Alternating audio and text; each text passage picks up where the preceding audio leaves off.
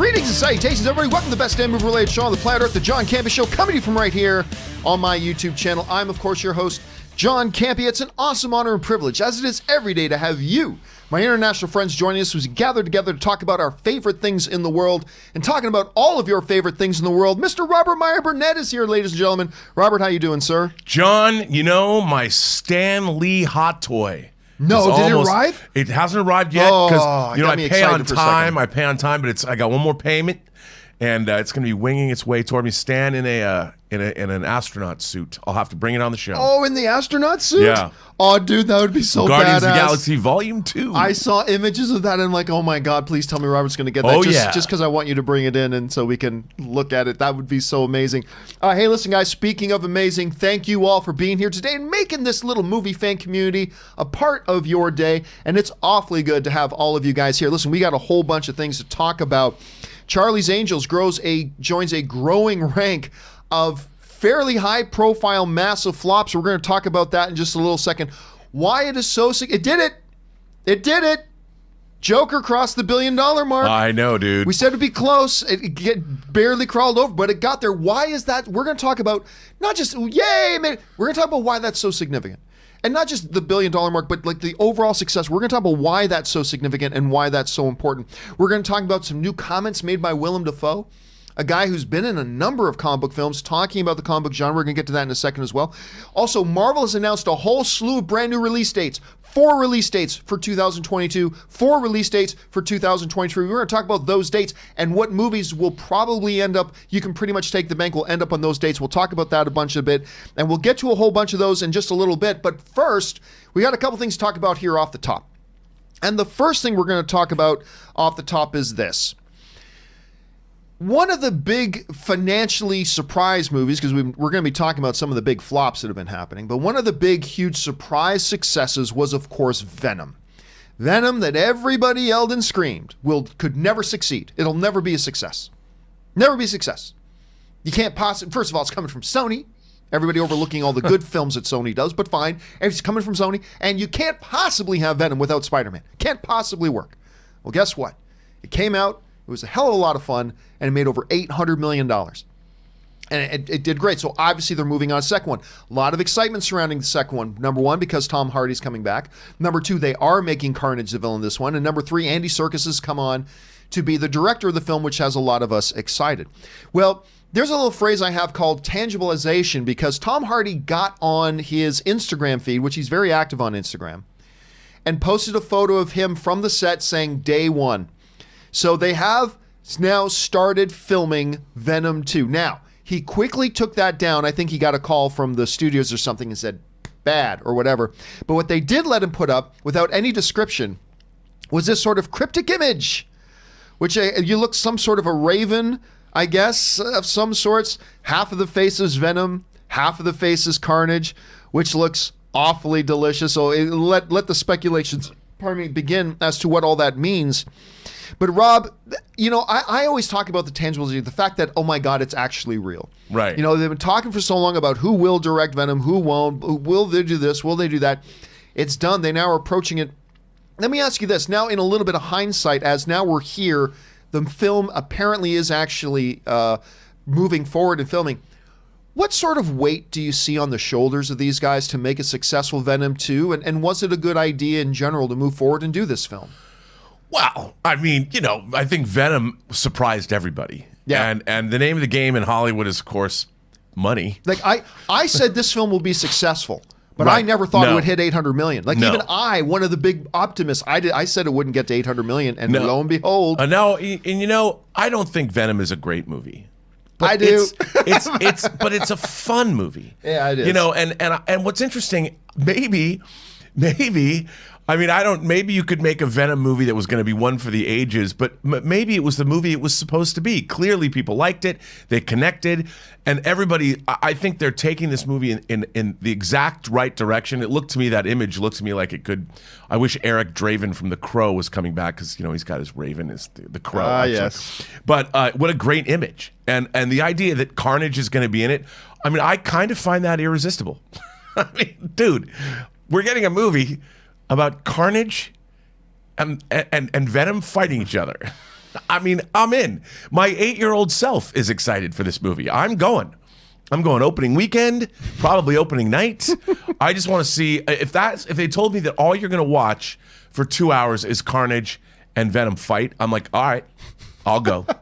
Yeah, well, I mean, you brought up, something here. Maybe this little image is a little bit of a sneak peek of the fact that this is going to be a cinematic universe crossover with Carnage, Venom, and the Crow. It's all going to be one big crossover, man. One big crossover. Maybe Jason Momoa is finally going to play Eric Draven. It's finally going to happen. Or one of the 12 other actors that have been lined up and then have left to play the role. Hey, question here is, guys, what do you think about this whole thing? Are you excited by this image? Is it kind of exciting to see that they've actually started production? Maybe you're one of the people, you didn't care about the first Venom movie. Hey, all film subjective. Maybe you didn't like it, so maybe you don't care. What do you think about it? Jump down to the comment section below and let me know your thoughts. All right. With that down, let's talk about one more thing off the top here, because there's just no getting away from it. Oh, no. I had no desire to ever speak about this again. Uh-oh. But it's back. It's back, baby. I know what you're going to say. It's time for us to talk again about the one thing we're all sick of talking about, which is, of course, the Snyder Cut. Now, what brings us, what precipitates this, though, is not just the same old discussion. What precipitates this is the fact that over the last couple of days, several of the cast members, not long ago, Jason Momoa said he went over to Zack Snyder's house, saw his version of the Snyder Cut. Now we have Ben Affleck, who is no longer Batman, hashtagging out, release the Snyder Cut. You got Gal Gadot hashtagging same out, and a couple of others. So it brings up the whole conversation again about what it is and all that kind of stuff. All right, let's address this quickly here, because it's at least worth addressing, because there is a massive misunderstanding out there when it comes to the Snyder Cut. Now, for those of you who knows what, but John, there are apples in the bag, you know exactly what I'm about to talk about. There's a few things we need to address. Number one, let's talk about what the Snyder Cut is. Number two, let's talk about what the Snyder Cut isn't. Number three, the significance of a bunch of these celebrities now tweeting out the hashtag release the Snyder Cut. And then number four, Warner Brothers, because the Hollywood Reporter just put out this morning Warner Brothers' response. So let's walk through this, okay? Because it could be important. What is the Snyder Cut? Okay? The Snyder Cut, Rob, is, as you and I both know, is a cut of the movie that, because Zack Snyder had shot a whole ton of stuff, and he had cut a version of all the stuff he had together as the Snyder Cut. Then, by the way, there is no one Snyder Cut. Asked publicly about it before, Zack has actually said he's got several cuts of the film. So when you even say the Snyder Cut, understanding it is an unfinished assembly of the movie from start to finish, and he's got his cut of the film, there's not even one of those, because Zack Snyder said he's got several cuts. He's got many cuts, he said. He does have a version of the film. Such a thing exists. This is why, when we were talking before, this is where the whole, that's been around for months and months and months, this whole thing, but John, there are apples in the bag. Because there are two different things, and there's a misunderstanding amongst a lot of people about what is the Snyder Cut. The Snyder Cut is a cut of the film, of all the footage and whatever was finished at the time, and put together that Zack Snyder has, and this is his cut of the film. No one has ever denied the existence of that. But what the Snyder Cut is not, and what a lot of people have confused, the Snyder Cut is not a ready to be released, 100% post-production, color-corrected, audio-engineered, soundtrack laid, visual effects 100% complete, blah, blah, basically a finished version of the film that is ready to be released in theaters right now. That does not exist. Zack Snyder, again himself, has publicly acknowledged that several times. That, like his famous quote, you'll have to ask Warner Brothers to finish those things. But he's got his cut of the movie done. It just needs some post-production on it done to wrap it up. But those are two different things. A Snyder Cut exists, a cut of the film that exists, it's there. a ready-to-be-released right now version of it that doesn't require any more money to be put into it, such a thing does not exist, and we know that because Zack Snyder has told us that. So those are two different things. And I think a lot of people often confuse one with the other because we use the same term, Snyder Cut, right?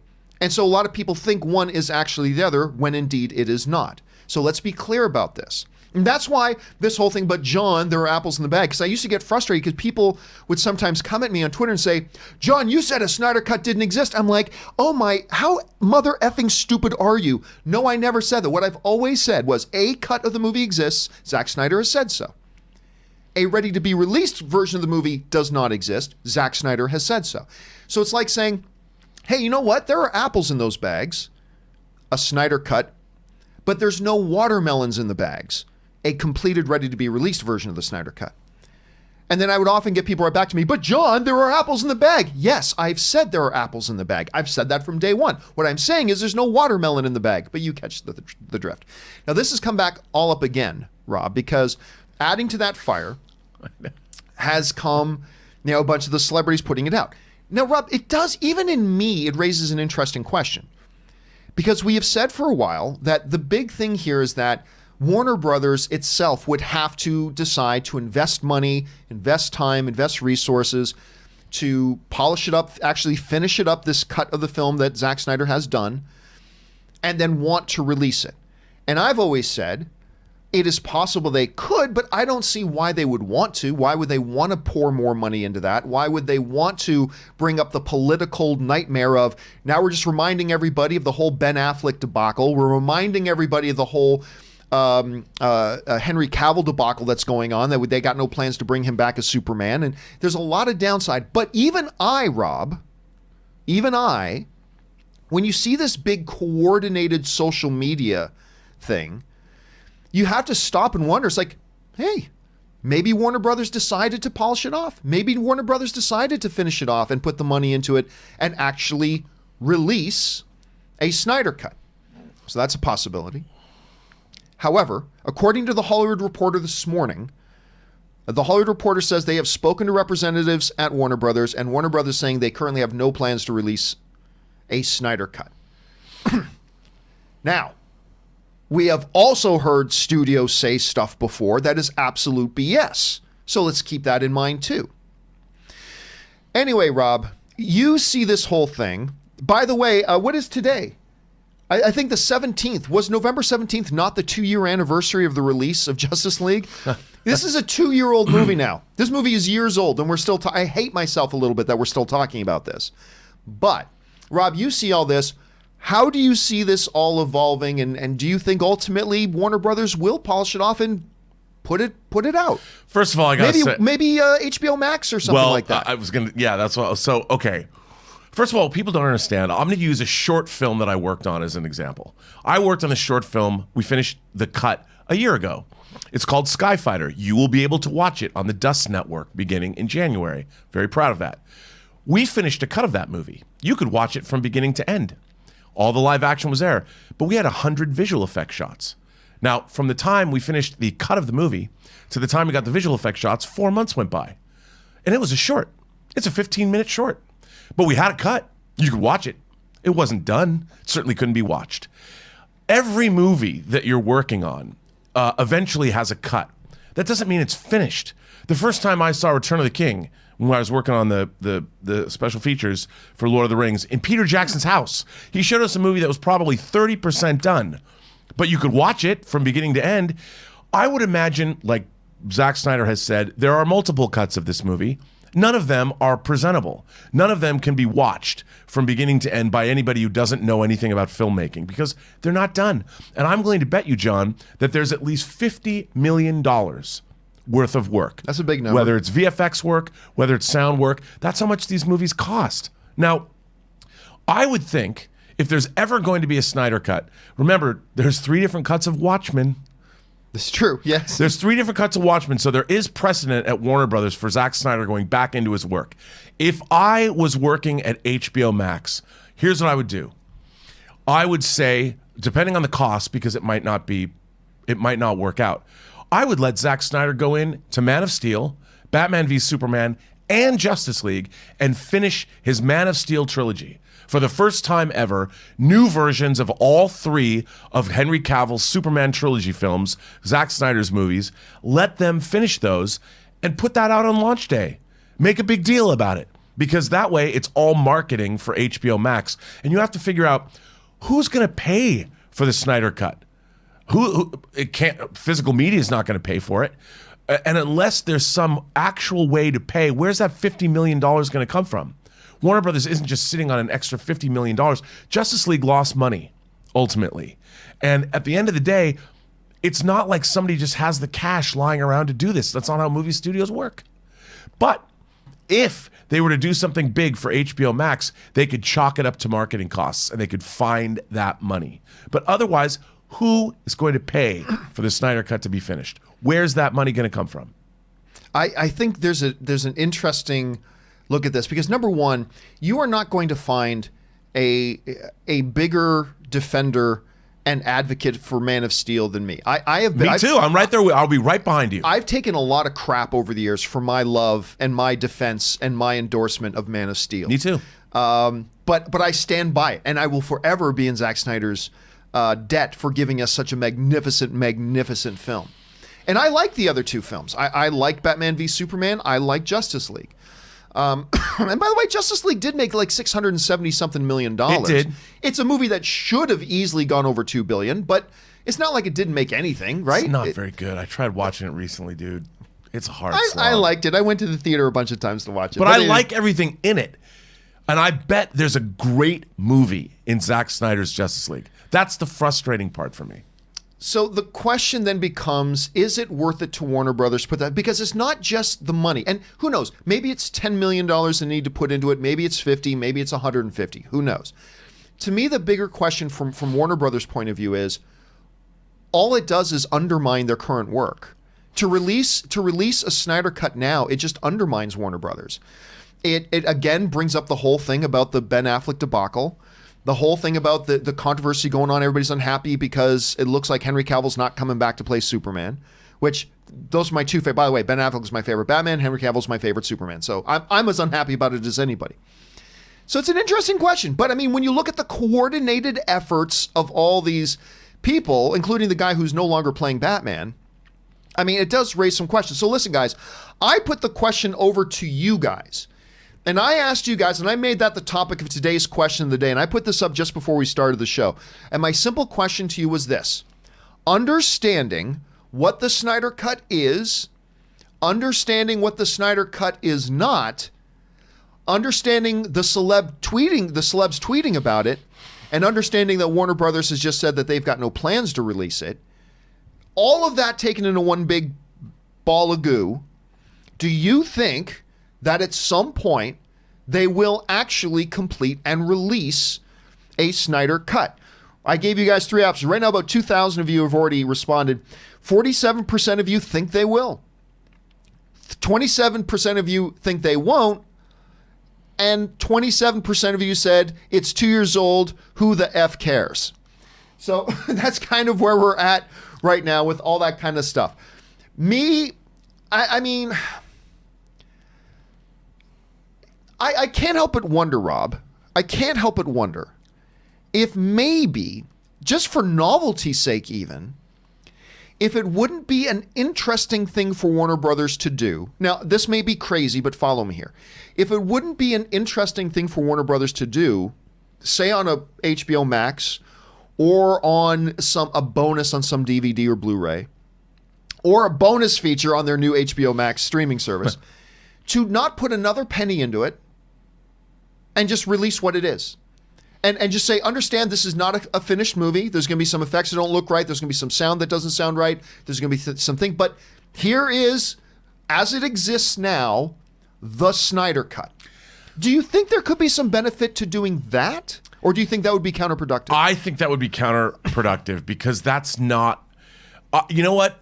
Even seasoned producers, when I've sat down with people that work in the industry and you tell them something is not finished, and they'll sit down and watch it, and they'll say when the lights come up, they'll go, hey, you are going to fix, you are going to change. And you're like, come on, dude, or dudette, really? But in this case, I don't think the general public would understand what they're seeing, and they would be disappointed. They'd be like, why couldn't you finish this? That would be the first thing people would say. In the case of this particular movie, I think as a launch bonus for HBO Max, just finish it. Put it out. Zack Snyder, they let him do 3 cuts of Watchmen. Go back and do that. I just think that there's too many visual effects. This is a huge visual effects film. All the characters. I just don't think it's possible to put out this movie without a huge expenditure. And that's the problem. If they could spend a couple $1 million, maybe. But hell, they spent $20 million doing the extended cut of Return of the King. And that movie made $1 billion already. So how are they going to finance this? And who's going to pay for it? A studio just doesn't have that kind of money lying around. All right, guys, question is, what do you guys think about all that? What will happen? What won't happen? All that kind of nonsense. Jump down to the comment section below and let us know your thoughts. And for the love of God, I hope we never have to speak about this again. All right, with that down, guys, let's move on to our main topics today. How do we select our main topics here on the John Campea Show? Well, let's see, it's really rather simple. You guys come up with the main topics by simply going over to www.thejohncampeashow.com/contact. Once you guys get there, you'll see a form. Fill it out with your topic or question, hit submit, and then maybe, just maybe, you might see your topic or question featured here on The John Campea Show. With that down, let's move on to our first main topic today. And our first main topic today gets submitted to us by Alejo Caballero, who writes, "Hey, John, I'm a big fan from Argentina." Well, thank you so much, man. I appreciate that. "I just found out that Disney/Fox pushed the Kingsman release date 7 months. Why do you think they did this when the movie was going to come out in 3 months and they had already done a lot of the marketing push?" All right, thanks a lot for sending that question in, man. And yes, for those of you who may not have heard, The Kingsman, which is a prequel to Kingsman and Kingsman the Golden Circle, was set to be released in just a couple of months. And it stars who I believe is the world's greatest actor who does not yet have an Academy Award in the great Ralph Fiennes. So I think the trailers have been pretty intriguing and pretty interesting. Look, I'm going to admit, I lost a lot of my love for the Kingsman franchise with Kingsman the Garbage Circle. I lost a lot of my enthusiasm and a lot of my love, but I love the first one. The first one's incredible. But the trailers for this one look pretty interesting. Well, yes, they have now pushed it all the way to, I believe, September of 2020. They've pushed it 7 months. Now listen, it's not terribly unusual for us to see something get moved a few weeks, get moved a month or so. It's not terribly unusual. A full 7-month push is not the norm. It happens, but it's not the norm. Interesting statistic, though. That means when this movie comes out, it would have meant that the trailers started coming out for it 14 months before the movie actually hit theaters. And so, look, I am left to wonder, why was this announcement made now? Why not 2 months ago? Why this close to when the actual release date is? Because, to me, Rob, it's less concerning when it's, the movie's not coming out for another 8 months, but by the way, we're pushing it another 3. To me, that's not all that concerning. When you get within 4 months of when the movie's supposed to come out, and all of a sudden you make changes, or especially a massive release date change, it's like, what do you know now that you couldn't have possibly known 3 months ago, And it does make me a little bit concerned that there might be issues with the movie itself, that maybe they have not been able to rectify or fix with last-minute reshoots or whatever. Again, this is just speculation. I'm not hearing anybody from the studios talking about this one way or the other. I'm purely speculating here. But it is concerning to me. Rob, you heard about this move. Do you think it is concerning? Do you think, this is just business as usual in Hollywood? Does it make you a little bit worried for the film? How are you feeling about it? No, I think, like you said, it gives me pause considering they dropped a new trailer for this movie. Just recently. Yeah. And it leads me, look, I can't imagine what a nightmare it is to inherit a bunch of movies that haven't come out yet, which is what Disney has done with the Fox acquisition, and this being one of them. Some of them have worked, and some of them haven't. Ford v Ferrari is a pretty big win for the former Fox great win. regime. We'll talk about that in a bit. What a wonderful movie. But the other few movies that they've been releasing have not gone so well. So it leads me to believe that they probably are looking into this, and like you said, I don't necessarily know if it's problematic. I don't think it necessarily is problematic. But they either feel that for whatever reason, that where they had it slated is either going to be competition for them, probably something else they're doing. Maybe there's something around it that they don't want to release, they don't want to compete with. But maybe there's something internally at Disney that we're just unaware of. So they've decided to push it. But pushing it 7 months after a marketing campaign has already launched and has been well received leads me to believe that there's an issue that I hope it's not with the film itself. Maybe they want to turn it from an R-rated movie into a PG movie. I don't know. But it seemed very strange to me that they did this. Yeah, because you mentioned like maybe there was a film there they didn't want to release against, but that raises the question to me, but you knew what movies you were opening against 4 months ago. And like you said, like they just released another trailer. What changed in the span of just a couple of weeks that all of a sudden made you push this thing 7 months? I mean, at the end of the day, we're still going to get the movie, and it's not like they're going to put it, shuffle it off to Hulu or something like that. But I don't know. I just hope, Rob, and look, there's nothing here to suggest that this is the case. This is just me being paranoid. What I hope is that we're not about to get another New Mutants situation here, where this is going to become the running gag, and suddenly from September 2020 it gets pushed to February 2021, and then we just stop talking about it at some point. So again, moving dates is not a big deal, but it's kind of unusual. It's this close. You just put out a new trailer recently. It's like, what new information has come up in just a few weeks that you didn't know a little while ago? And that's the part that worries me, dude.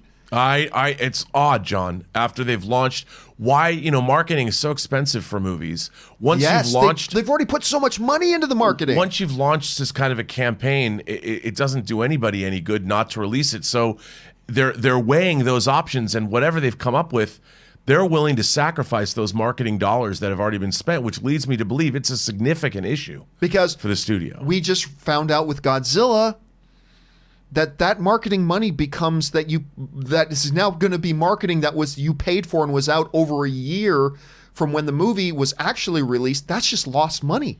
That doesn't actually do you any good. So people will forget and then they're like, "Ooh, wasn't that movie?" You can't help the perception in people's minds that there's something wrong. Yeah, and didn't that come out like 6 months ago?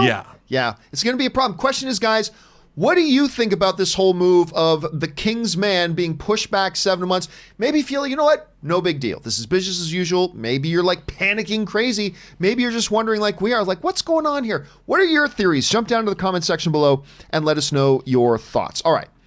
With that down and out of the way, let's move on to main topic number 2. And our second main topic today gets submitted to us by Sebastian Uriel, who writes, "Hey, John.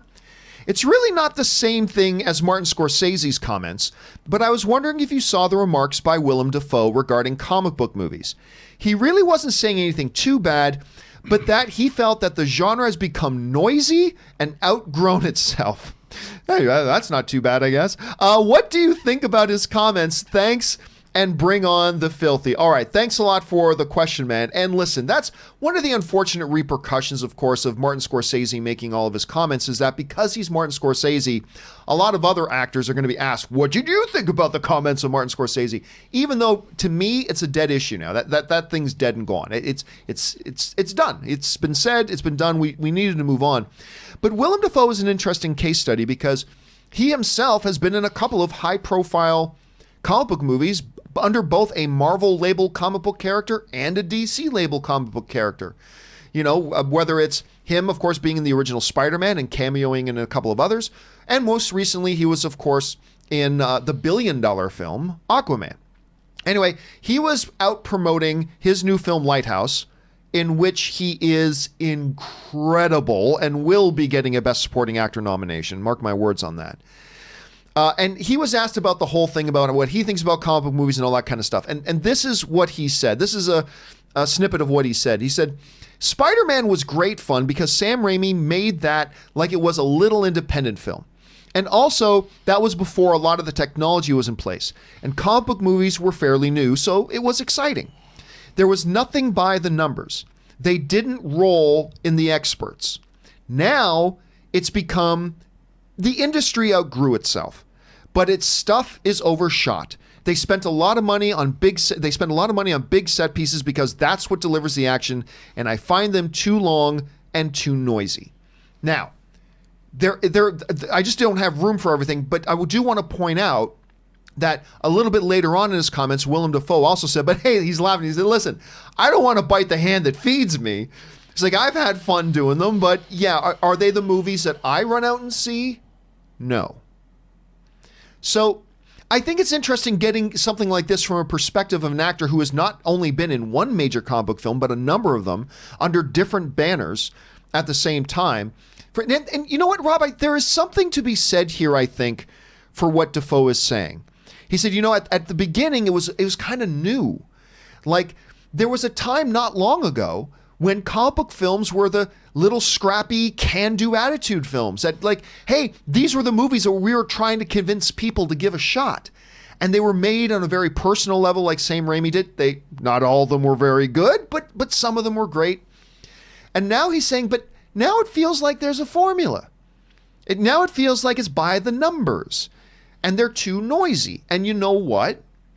To give a little bit of backing up of what Dafoe has just said, one of my criticisms of a film like, say, Avengers Endgame, was the fact that a lot of Avengers Endgame is pure fan service, just a lot of rock and roll noise, but damn, it was fun. It was awesome to watch. But I can see where Willem Dafoe is coming from that. So I just think it's interesting. But Rob, when you hear a guy like a Willem Dafoe saying the industry has outgrown itself, he didn't clarify that. And I got to admit, I'm scratching my head a little bit, wondering, what does that mean? Is he saying that it's collapsing under its own weight? Or is he saying it's exceeded what it was even meant to be? Like, it's gone even further and has bigger success than even they ever thought it could be? When you hear Willem Dafoe saying that the industry has outgrown itself, how do you interpret that? What do you think he means by that? Well, it's an interesting turn of phrase. And I think, look, if you're looking at a guy like Willem Dafoe, who's had an incredible career, I recently acquired one of his very first movies that Catherine Bigelow co-directed called The Loveless, where he played a biker. Then he was in William Friedkin's To Live and Die in L.A., playing the counterfeiter Rick Masters. And that was in the 80s. Then in the early aughts, he's in a movie like Spider-Man. Sam Raimi was a director that came out of the indie film world. Evil Dead, up to Darkman, Quick and the Dead, A Simple Plan. Raimi's a world-class filmmaker, takes on a Spider-Man. So a guy like Willem Dafoe, who comes from Chicago, comes out of alternative theater, who's a true actor's actor through and through, wants to tell unique stories, interesting stories, finds himself, in a movie like Aquaman, which is so dependent on visual effects and shooting this and shooting that and explosions and visual effects for an actor. A guy that comes out of theater and who's done all these great roles, what does he really get to do when he does a movie like Aquaman? Is he really stretching? When he's playing Volko, and I'm sure when it comes, he's used to being like in a room, like in a lighthouse with Robert Pattinson, talking about being a weakie, and he's putting on a character where the focus is on his character. It's on what he does as an actor. He stars in a comic book movie. That doesn't mean it doesn't need great actors. But I'll bet you that if you asked him, Willem Dafoe would say it was a far more satisfying experience to be in a movie like The Lighthouse with one other actor on sets. And there was visual effects in that movie, but not really. It was all about two guys in a room together acting. And that's what Willem Dafoe came from. That's what Willem Dafoe's wheelhouse is, or his lighthouse, and that's what he wants to keep doing. And when he's in a big special effects spectacle like Aquaman, he probably spends most of his time waiting. They roll cameras for probably 10% of the day that he's on set. He does what is, let's face it, not exactly the most difficult work. If you look what he did in Aquaman, which was good, but you compare it to what he did in The Lighthouse, what would he rather be doing? And that's what I think. I love all these comic book movies, John. I do. I dearly love them. But if I never saw another comic book movie in 10 years, I wouldn't mind. It's just, I get tired. Well, you only say that now because Endgame's come out. Well, yeah, but I mean, no. You wouldn't say that before Endgame came out. I'm looking for, right, but that's what I mean. It's like, I've read comic books for 30 years. I have 75 long boxes of comics. But even how many more superhero stories do I have to see or read in my life? You know, as much as I love them. You need to see one more.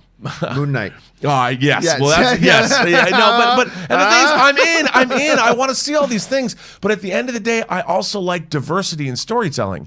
I mean, I want to see science fiction epics that I've waited my entire life to see. I want to see all this technology used to bring us more visions. That doesn't mean I don't love the MCU, because I do. I own all the movies in 4K. I love watching them. Hell, yesterday, well, Elizabeth went on a Star Wars kick and watched 4 Star Wars movies yesterday because she was sick. But I mean, I love these fantasy movies. I do. But I like other kinds of movies. And I'd like to see more. And I get what he's saying. But that doesn't mean I'm not deliriously excited to see Doctor Strange and the Multiverse of Madness. Because I am. Because what the hell is that movie about? I can't wait to see it. But by God, man, I get where Willem Dafoe is coming from, and I get where Martin Scorsese is coming from, and that doesn't mean I don't love comic book movies. Yeah, and I think it's important to point out, I like Willem Dafoe's comments a lot more than Scorsese's, because he just structured it much better. He goes, okay, look, I've been in these movies. I enjoy them, and I don't want to bite the hands. I had fun on this one, blah, blah, blah. But he said, if I was going to give, I'm paraphrasing here, but if I'm going to give some criticism, they do seem a little bit now by the numbers. And they are about more spectacle than substance. And listen, even all the most diehard, those of us who are the most diehard comic book movie fans have to admit that we do, time to time, see those problems creeping up. And it's something I think the industry needs to keep an eye on. So I don't 100% agree with Willem Dafoe's comments, but I appreciate, and especially a guy coming from his perspective who has been in comic book movies, I appreciate his perspective. Question is, guys, what do you make of Willem Dafoe's comments and all that? How do you perceive them? Jump down to the comment section below and let us know your thoughts. All right. With that down, let's move on to the third main topic today. And our third main topic today gets sent into us by the real Howard Stark, who writes, I know none of us were expecting Charlie's Angels to crush the box office, but I didn't expect it to do this badly, failing to even hit $10 million. With Dr. Sleep, Motherless Brooklyn, Gemini Man, Terminator, and other high-profile flops recently, do you think this is just a slump or symptoms of a larger problem? Thanks. All right. Thanks a lot for sending that in, man. And yes, Charlie's Angels, which I went to go see, and it's not very good.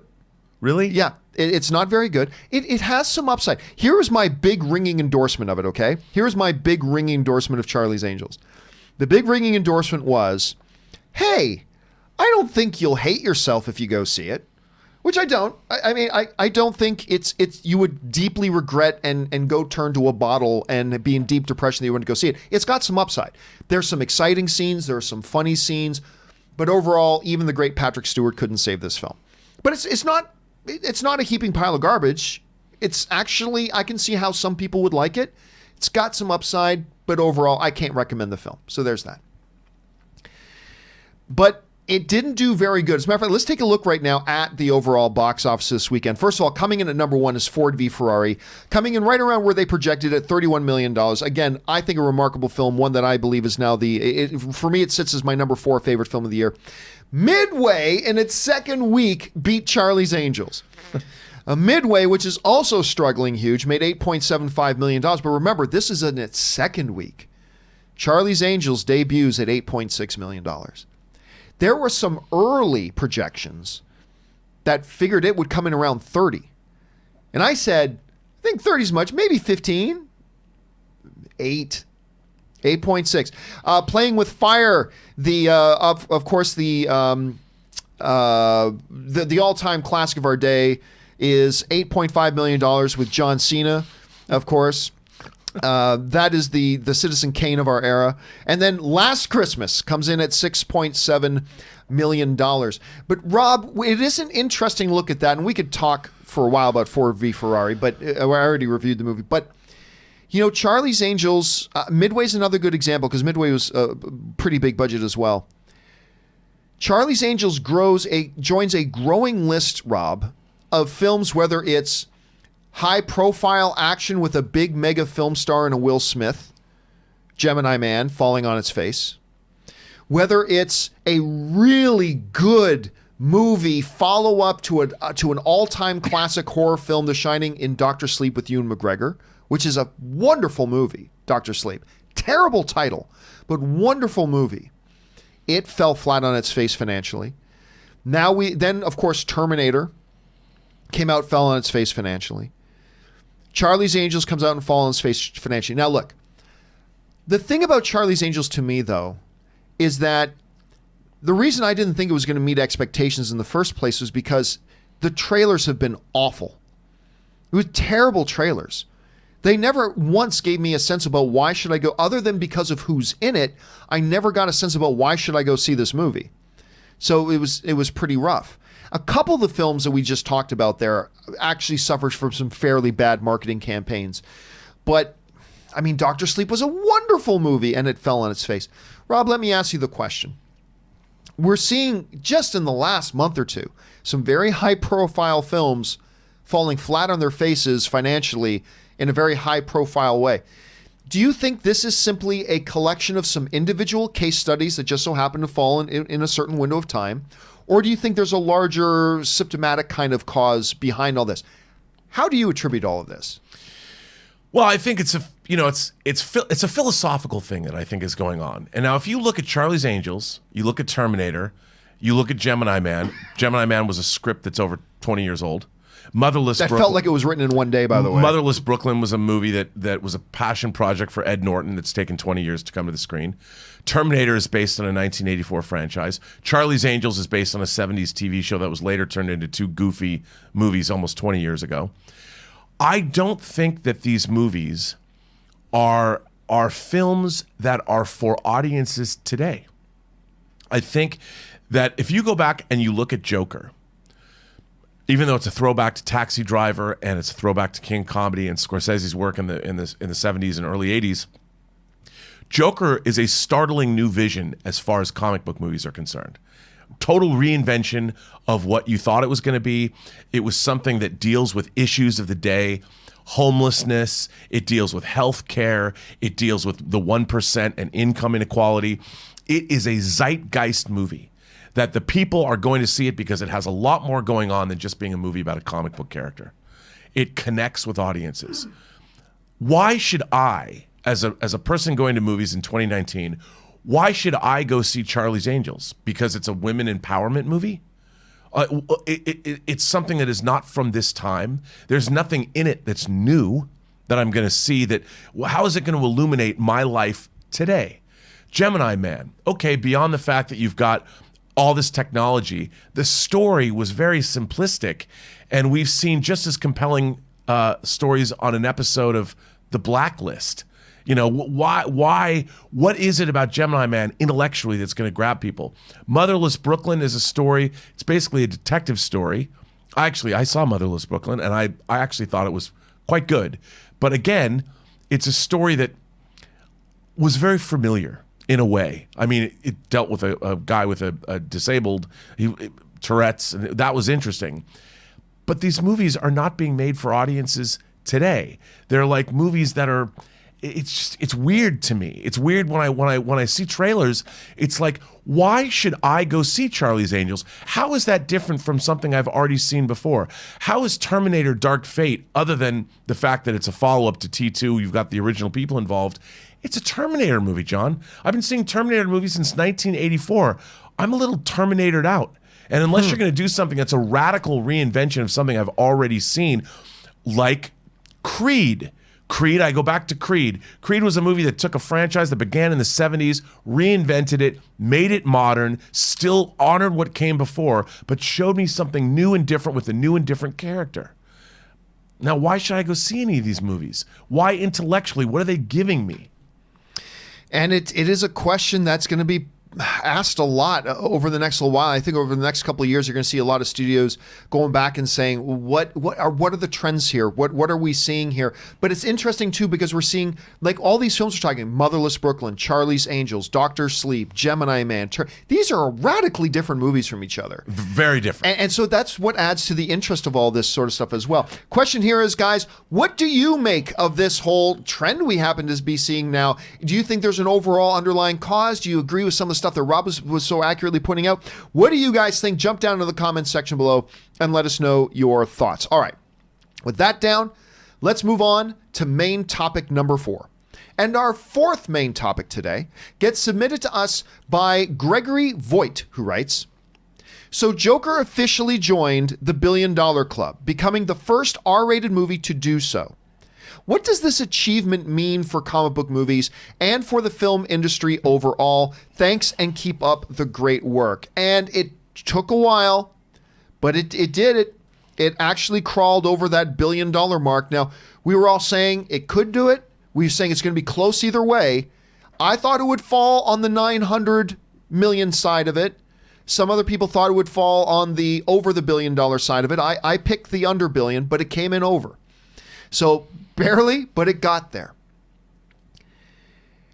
And we've talked about Joker ad nauseum on this show, but here now in hindsight, what does it mean? Because Voigt brings up a very interesting question. What does this mean for the comic book movie genre? What does this mean for Hollywood overall and all that sorts of things? I think it says a couple of things, Rob. And I'd be interested to know your thoughts on this too, but there's just a couple of quick thoughts from me on this. Number one, I think it tells Hollywood you don't need to spend $200 million to make a big, successful, pop culturally relevant film that catches people's attention. Now, granted, it was able to attach the name of the arguably the most popular comic book villain of all time in Joker and all that kind of stuff. But still, we've seen that done before, and we've seen them fail. This one worked because they focused not on making a comic book movie. They focused on making a great movie. Just like Pixar does not focus on making a great animated film, Pixar focuses on making great films. And that's what they decide. That was what they decided their approach on Joker was going to be. Let's make a great film. Because unfortunately, there's a growing, this mistaken mentality that it has to be laser beams shooting out of their eyes. What's the show of it? Which show is it again that goes, if they're not shooting lasers out of their eyes and they don't have capes, nobody cares. That's something the villain just said in something. I can't remember which show it was, but anyway. But that seems to be a mentality of that. Joker proves that doesn't have to happen. Second big thing to me, Rob, about this, and to me, this is the biggest point about that we need to take away, and that I think Hollywood needs to take away from whether it got to $1 billion or not, the overall success of Joker. And that is this. Marvel, DC, anybody else that's trying to get some comic book related material coming out, your movies don't have to be in shared cinematic universes to be massively huge successes. They simply do not. I remember when they announced Joker, Rob, everybody's, what's the point? What's the point? If it's not Batman there, and if it's not in the DCEU, what's the point? And remember, a bunch of us would say, and a bunch of you guys online would also say, call me crazy, but isn't the point to make a great, fun, enjoyable movie that we can watch and make us think and be entertained by? Isn't that the point? Nah, the point is shared cinematic universe. Well, they did it without a shared cinematic universe, and they did it without Batman, just the way that Venom did it without Spider-Man, and everybody said that would never work either, and here we are. So, Rob, to me, I think the crossing the $1 billion mark, which is, well, first of all, it was already an insane success when it crossed the $700 million mark, but $500 million. Yes, twice they crossed the $500 million mark. To me, it just gives us an opportunity to pause again and look back, and I think the biggest takeaways are, number one, it ain't just lasers out of the eyes and superhero cape movies that can be successful today or make audiences enjoy them. I think you can make these types of movies and they can be great. And number two, for those are working in the comic book universes, yet not every effing thing needs to be shared cinematic universe. They just did Joker and they made $1 billion. And to me, that's why I think the big takeaways are you don't need to spend $200 million. You can tell these types of stories and you don't have to put every comic book movie in a shared cinematic universe to be mega successful. Rob, those are my takeaways from all this. What are your takeaways from this crazy success? Well, I think you summed it up pretty nicely, but also what it really comes down to is people want to see interesting stories well told. Now, what people forget, everybody thinks about comic books. Okay, if you're going to make a superhero movie, there is this thought about what a superhero film or a comic book movie based on superheroes is supposed to be. Joker wasn't that. You know, Joker, if you told any comic book fans 2 years ago, yeah, man, they're going to do this Joker movie, but it's really going to be about this guy, Arthur Fleck, and it's about his travails and his problems. It's about mental health. Mental health and income inequality and the one percenters and society today, and there's garbage on the streets and there's a rat plague, and people would have looked at you and said, what? I'm not going to go see a Joker movie like that. But what people forget about is that it doesn't matter whether you're telling a story about a comic book character or a Jedi Knight in a galaxy far, far away a long time ago, or about a lawyer or about a cop. At the end of the day, what it comes down to is if you tell a compelling story that has meaning, that has pathos, that has something that our audiences can relate to in some fashion, because all stories should be about illuminating the truths in our own lives. Even a movie like Joker, I think Joker connected with audiences in a way no other comic book-based movie ever has, because it dealt with what's going on in people's lives. Everybody saw a little bit of either themselves in Arthur Fleck or somebody they knew. And that's not always the case when you're watching Man of Steel. You know, when I'm watching Russell Crowe battling the forces of evil on Krypton, I'm like, I don't really relate to that, but I love it. But Joker was a movie that people were like, man, I see some of my own life in this film. And as long as you're doing life around me. Or life around me. And as long as you are doing that, and it can be in any movie, whether it's Booksmart, you know, even though that didn't obviously connect with people and it should have, but that's why people tell stories, is to tell each other. You look at, I think the best comic book thing that's come out all year that I've seen is The Boys. And there's no action in that. There's a couple of the effect sequences, but there's not superheroes battling over the skies of New York. I mean, even Homelander, you know, there's the one he goes, there's the airplane episode, but for the most part, you know, you don't see him holding a plane up. He's walking down the aisles. Umbrella Academy is very much the same way, which that's a great observation. And Umbrella Academy, even, you know, Doom Patrol has got action in it, but not much. What you're dealing with is, what does it mean to be a superhero? Joker, what does it mean to become a supervillain? Well, you got to see it. And that's why people are connecting with these movies. And that's why people have always connected with movies throughout the years. I think that's a great observation. You know, Star Wars, let me show you as an example. Luke Skywalker is a farmer, Han Solo is a truck driver. These are blue-collar dudes, and that's why people connected with Star Wars when it first came out. Everybody saw a little bit of themselves in Luke, and everybody could see a little bit of themselves or somebody they knew in Han Solo. Question here is, guys, what are your takeaways? Like, when you see this unmitigated success that Joker has had, and what a great film it is. It's tied right now for my number 5 best film of the year. What are your takeaways? What do you think the lessons are that Hollywood needs to learn coming out of a movie like that? You've already heard mine and you've heard Rob's. What would your lessons be that you think we can all walk away from this case study? I want to know what you guys think. Jump into the comments section below and let us know your thoughts. All right. With that down, let's move on to our 5th and final main topic today. And our 5th and final main topic today gets submitted to us by Steve Calderon, who writes, Disney set 5 new dates for Marvel movies, 1 in 2022 and 4 in 2023. We know in 2022, Black Panther 2 is coming on May 6th, along with Ant-Man 3 on one of the 3 remaining dates that same year. What are your predictions on which movies we'll likely see on those dates? All right, thanks a lot for the question, man. And yes, so Marvel now has 8 films, 8 dates, I should say, set for 2022 and 2023. 4 in 2022 and 4 in 2023, which is insane. 4 films. I mean, to me, it's still radically insane on top of all the stuff they're doing on Disney+. It is absolutely crazy. So now with the new dates announced, here's what we're looking at as far as Marvel's release dates. We have got February 18th. Now, of course, none of this is counting the stuff coming up in 2020 and 2021. But we've got February 18th, 2022.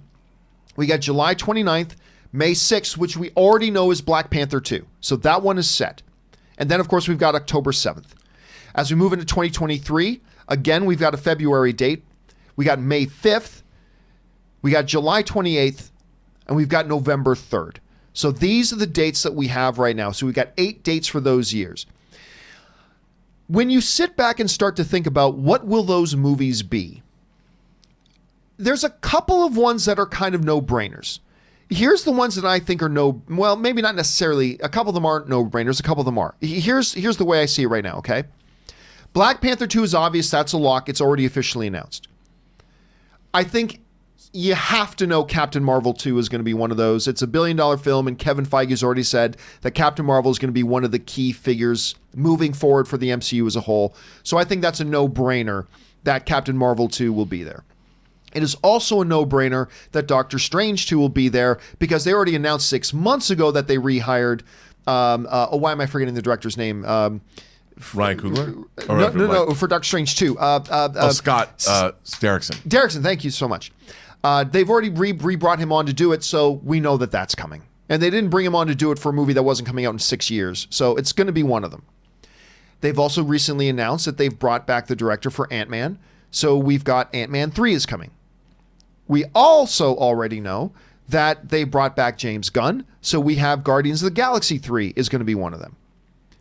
They announced at Comic-Con that they were going to be doing a Blade movie, and again, I don't think they're announcing that movie. That's not coming out for 5 years, so I believe Blade is going to be one of those films.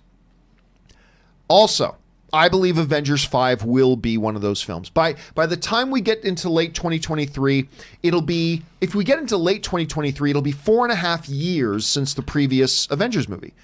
I do believe they're then going to have an Avengers 5. So I believe that one of those is going to be a 5. Now, that leaves one mystery spot.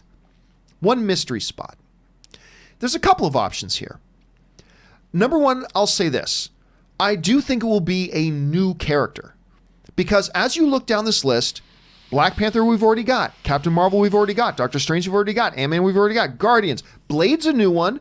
Avengers is an Avengers thing. So out of all 8, right now, we only see one new character getting a feature. So I do believe it's going to be a new one. I don't think it'll be Fantastic Four, though. And that seems to be the Vegas odds right now is on Fantastic Four. A lot of people betting that it's going to be Fantastic Four. I still take what Kevin Feige said about he already had his 5-year plan before the Fox thing came up. So I'm going to lean on that and say, look, it's very possible that it could be a Fantastic Four. I'm going to lean away from that, though. And I also don't think it's going to be one of the Netflix characters. I don't think they're going to do, say, Moon Knight to come out in 2021 or something, and then have a feature film of him just 2 years later. No. So I think it's going to be somebody new on top of that. I got a couple of theories, but Rob, before I get into my couple of theories about what could be that mystery spot, how do you see this one particular list? What do you think is going to come up on it or not come up on it for that matter? And how do you see this whole thing kind of working out? Well, I'm pretty boring, but I have to say that it has to be a new character because they've got to introduce more new characters to move forward to keep the universe fresh. But I do think I'm going with the odds-on favorite, John. I think it's going to be Fantastic Four, and I think Peyton Reed's going to direct it. And I think it's going to be tied into Ant-Man 3. I think it's going to have something to do with the quantum realm. I think they'll probably, I think even they might even, Fantastic Four is going to be tied even more closely to Ant-Man 3 than normal. And I think that's why they just announced Ant-Man 3 and it hadn't been announced before. I think they have a plan. I think they're both tied together. And I think Peyton Reed's going to direct Fantastic Four as well. Okay. That's what I think. Let me, I like the theory of Peyton Reed directing a Fantastic Four, but let me throw this in there. Let me throw a little bit of a wrench in the works. Yeah. You and I both know that a director will spend years working on a film. If Ant-Man 3 comes out in 2022, which by the way, we don't know it'll be 2022, it might be 2023. But let's say 2022 for argument's sake. If Ant-Man 3 comes out in 2022, can Peyton Reed actually be the director of another film that comes out just 1 year later, understanding that these directors will spend like 3+ years working on film? Can they do that? I think that they're going to start having to. If they're really going to make 4 movies a year, I think they saw with Endgame and Infinity War, they did those like the Lord of the Rings movies. They were making those at the same time. You know, they did them concurrently. They did them, but that's what I mean. I think that they're going to do that concurrently, and I think you're going to see more and more of that in the MCU because it amortizes costs across 2 films, And I think it's just easier. I mean, sure, it's grueling on a crew, but they've got these things down. They've got this production team in place. They really know how to make these movies now. They've got a decade of these films behind them. And I think they're going to streamline production. And I think they're going to save a lot of money by doing that. And if they find, like they're talking about how WandaVision is going to lead right into Multiverse of Madness and things like that, I think you're going to see a lot more synergy in the making of these movies than we have in the past. So it's not going to be... And I think Ant-Man 3, that's why this is my part, it feeds into my theory, that Ant-Man 3 and Fantastic Four are both going to be directed by Peyton Reed, and they're probably going to be made concurrently. That's what I would think. I'm going to lean away from that. I think it's a little too tight of a turnaround because one's not a direct sequel to another, but I do love the idea of Peyton Reed directing, and I do love the idea of maybe introducing the notion of Fantastic Four and Ant-Man. I am still going to lean towards, though, that Kevin Feige said, you know, we got our 5-year plan, and I think Fantastic Four is a big thing. But I will say this. It's pure speculation, no insider information here whatsoever, okay, guys? I think the introduction of the Fantastic Four is a big major shift for the MCU. And I don't think Kevin Feige is going to do that inside of that 5-year window he said he had. But I do believe what you could do without affecting anything else very much. Like, if Kevin Feige had his 5-year plan, I believe there's a character you could do a standalone movie with that maybe wasn't part of your plan initially, but wouldn't necessarily have an effect on everything else going on in the MCU. And that's Wolverine. I think Kevin Feige could sneak in there as our 8th movie in 2022 and 2023 as a standalone Wolverine film, introducing us to the brand new Wolverine. And it could be done in such a way that is almost essentially standalone. Like, it doesn't have to affect anything else around it, but then can be tied in later. You know what I mean? So that would, theoretically speaking, that would keep Kevin Feige's plan in place.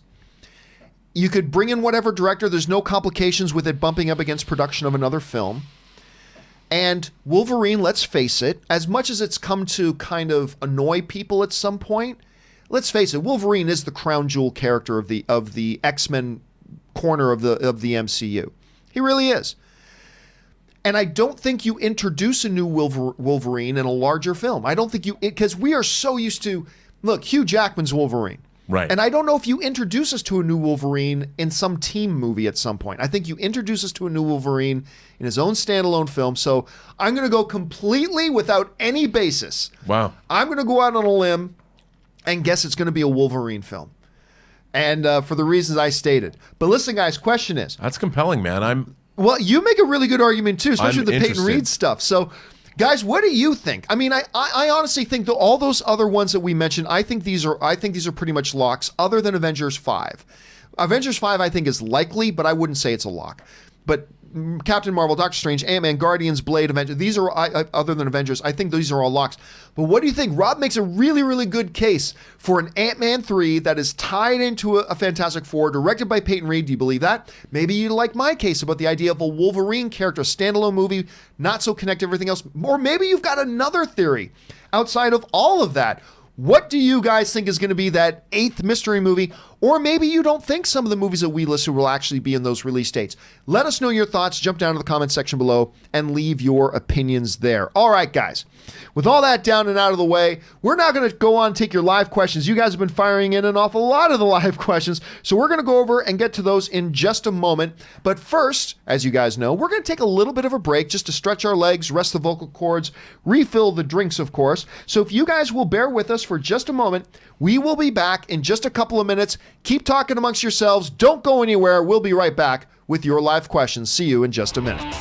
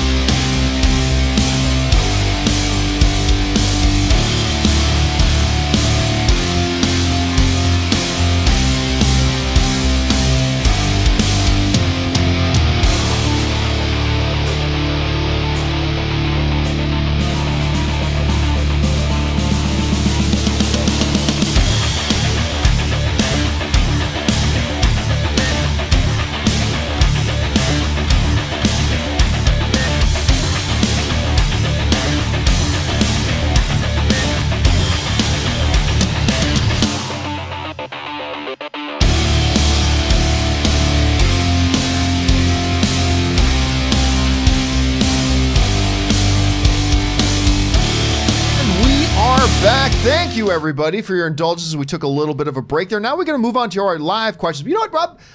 We were just talking about this.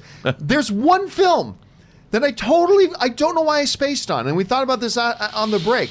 There's another film that's got to be taken into consideration here. There's been no official word or anything like that. It's Deadpool. Maybe Deadpool takes that 8th spot. Maybe that's the one. But then it would be full of not other than Blade.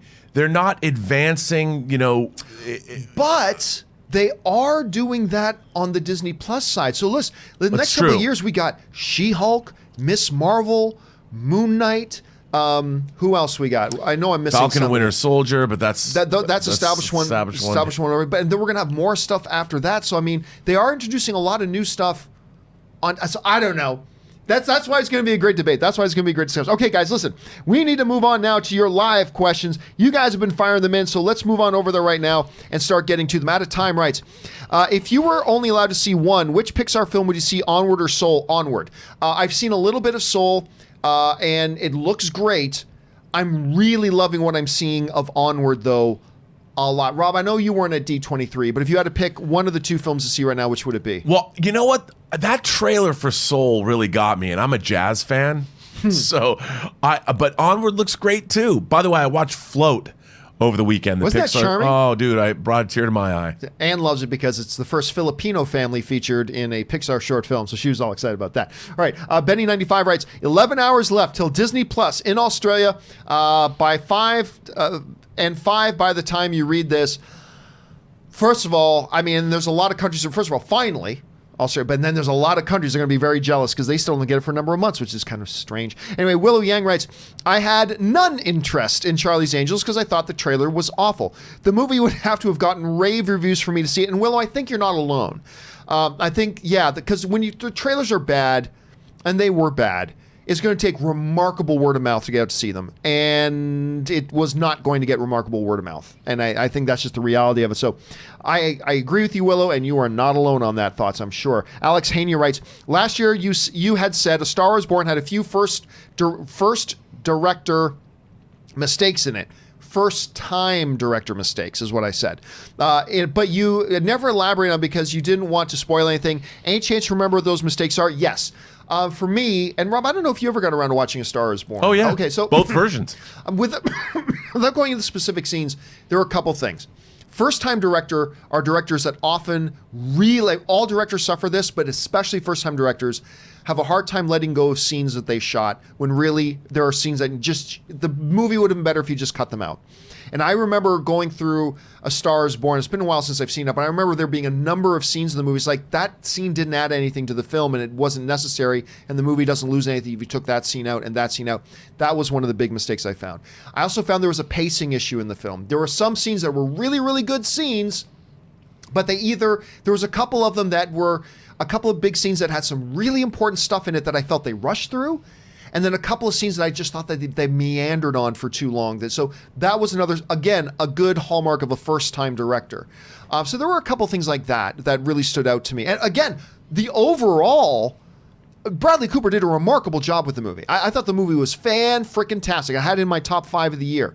But yeah, I did notice a couple of those little mistakes that I think are first-time director. Did you notice anything that stood out to you as a first-time director thing? Well, not that I can readily recall right now, but yeah. For me, first-time directors, I'm always interested about how scenes are actually staged, how they're being shot. Right. And I think when it comes to that, you can always sort of notice those things, but those are, again, subtle. Yeah, and you can compensate that a little bit with a good cinematographer working with you. Right.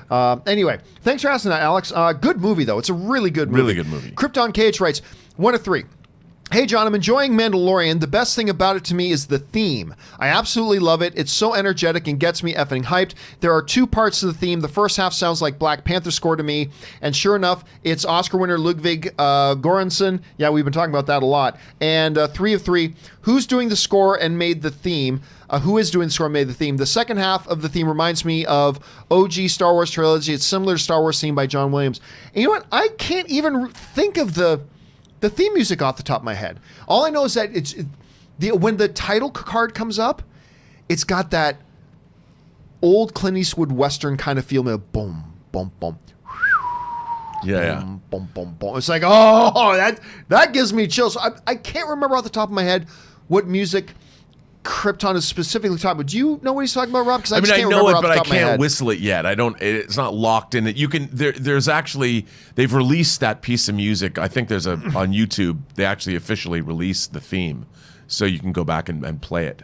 But I just love it when it feels like it's a Western music. Yeah. I was joking with Christian. It was like they're just a hair away from it being, right, which is exactly what they were going for. It's a different instrument. Yeah, but it feels like they're just, and it feels amazing. I love the music in the show. I really, really do. All right, next up, Alex Hania writes, one of two. In order to get Endgame's runtime a little tighter, I always thought they should have had the Tony/Cap conversation after Cap says we're working on it. Smash cut right to Thor saying, boys! 2 of 2. The movie wouldn't have lost anything, and it might have even been funnier reveal of Fat Thor. That's not a bad thing, because I'll tell you what, my first reflex reaction to that, Rob, is that, first of all, the beginning of that scene reintroduces us to Valkyrie. So if you just smash cut to boys, you lose out the reintroduction of Valkyrie. And then her appearance near the end might have felt a little bit jarring, but whatever. My first thought is, well, no, in that opening scene as they come into the village, New Asgard, all that kind of stuff, they kind of set up that Thor's in a rough place. But now that I think about it, the rest of that scene after Thor sees him and says, boys, the rest of that scene sets up that he's in a really rough place. So maybe that's redundant information. Again, to me, the one big piece of information you lose is reintroducing Valkyrie, which was a little bit key. But you're right. It wouldn't have been that bad of an idea to cut. What do you think about that, Rob? I think it could work. I mean, I adore Endgame. For any of its goofiness, I really love the movie, so I wouldn't want to see any of it gone. I do find all the stuff they've dropped on Disney Plus fascinating, though. Oh, yeah. Some really cool. But all stuff I'm glad they cut out, to be honest with you. Me too. All right.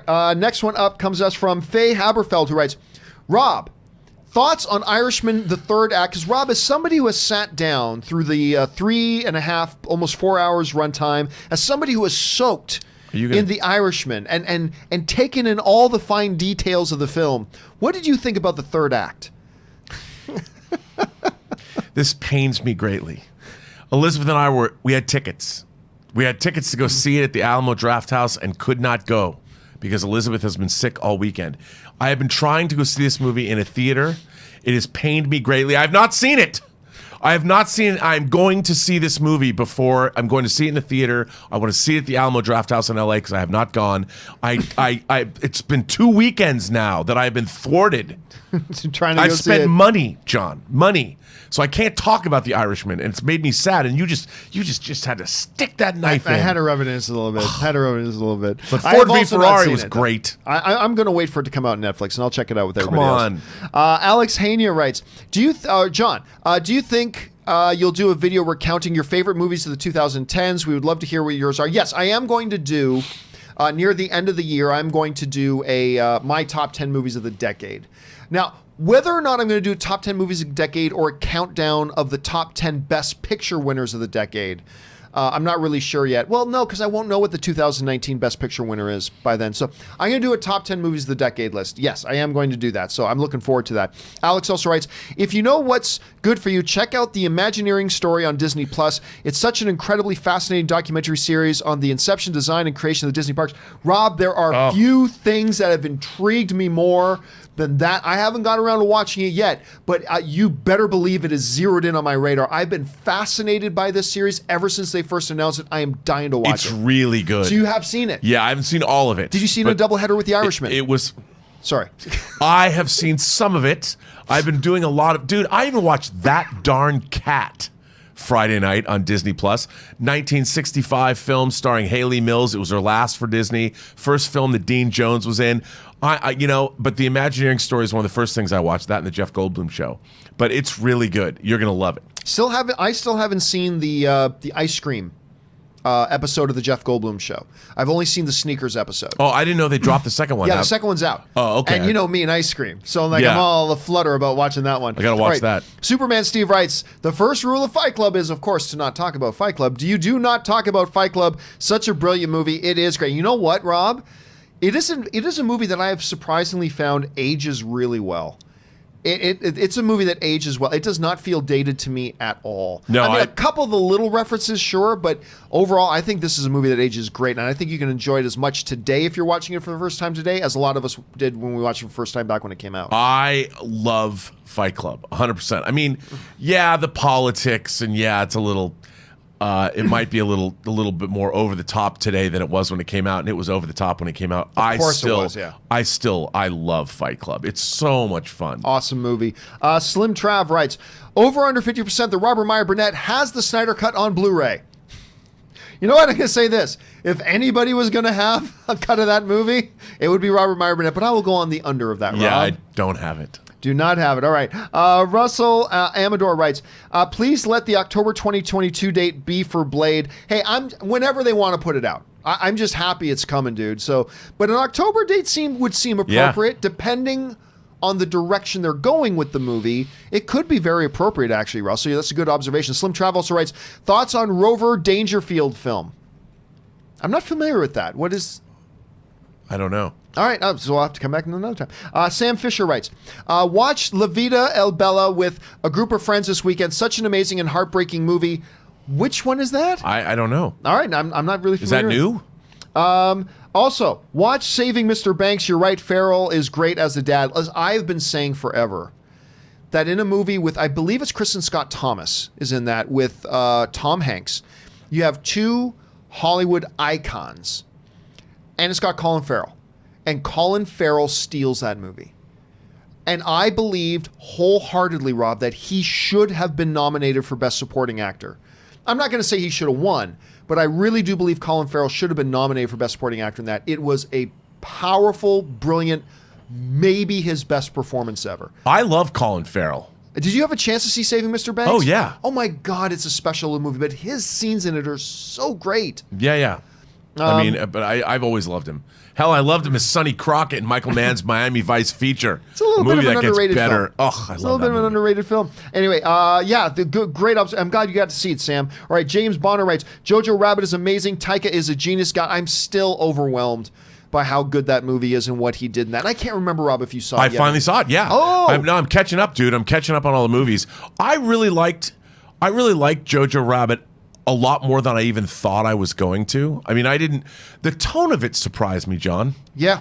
The tone all over it was sweet. You know, if you could call it that. I was surprised by it. And it was not what I thought it was going to be, and I was really surprised by how much I liked it. Yeah, and for me, at any rate, right now, it's still my personal number one film of the year. Sam Fisher writes, one of two. I think my favorite Disney era is the from 1960, 1975. I love the animated stuff they made. Then like 101 Dalmatians, Aristocrats, and Robin Hood. Rewatch all of them this weekend too. Robin Hood, Little John. Listen, I could be a little bit more stereotypical. I'm going to go back to that 90s era when you had Beauty and the Beast, you had Lion King, you had Aladdin. I mean, that's the cool thing to say is that era of Disney, but I got to admit that's probably my favorite right now. But those films, Robin Hood is an underappreciated masterpiece of an animated film. I love that. But anyway, Rob, where would you go with your favorite era? Yeah, it's hard to say because Disney animated, I like the earlier stuff. I love Snow White and I love Pinocchio. I love Fantasia. But you know what I'm really digging on Disney Plus, speaking of the 60s to the mid-70s, like movies like That Darn Cat. I forgot, Disney was making all of these family-friendly movies that were starring adults. Yeah. It's like the Herbie movies were not starring kids. And I was surprised at how amusing Roddy McDowall is in That Darn Cat. And I'm going to go back and watch, because I had never seen That Darn Cat. I heard about it, but I'd never seen it before. And watching it's a really interesting era in Disney history, because once they started making their live action films, 20,000 Leagues Under the Sea is of course one of my favorite fantasy movies of all time. But that's one of the things about Disney Plus I'm really liking. So I think the 60s to the mid 70s is interesting, but I don't think that Robin Hood is necessarily up on the same echelon as Lion King and Little Mermaid. But I understand why people dig it. There's a certain feel about all this stuff that I'm really digging, and I love having Disney Plus to go. I wouldn't normally. Elizabeth was watching That Darn Cat, and I wouldn't watch it, but I did, and that's what is great about Disney Plus is you have one studio and you're studying their entire history. All right, we move on now. K Major writes, 1 of 2. Hey, gang, did a viewing of Princess Bride at the iconic Brooklyn Theater with Carrie, I never know how to pronounce Carrie's last name. Carrie Elways. Elways? Yeah. Himself, I always said Ewells. Anyway, himself in the audience Saturday, he did a Q&A afterwards. Awesome, warm stories about Andre and Rob Reiner. Listen, if you want to, HBO has a documentary on Andre the Giant, which is... It also has Carl Reiner and Billy Crystal telling stories about Andre the Giant and being on there, which are awesome, awesome stories to hear. Listen, Princess Bride is just, it's one of the all-time great classic films. I mean, that is a film that I believe parents will pass on to their kids for years to come, likened unto, maybe not quite on the same level, but likened unto Wizard of Oz. I really do. One of the things I look forward to being a parent about is sitting down and watching Princess Bride with my kids. I mean, it's just one of those movies, and I love it. And that sounds like whenever you can go to these screenings that's got like one of the original cast members. One of my favorites ever, Rob, was the first year I was living in LA. ArcLight had a screening, an anniversary screening of Tootsie with Dustin Hoffman doing a Q&A afterwards. Wow.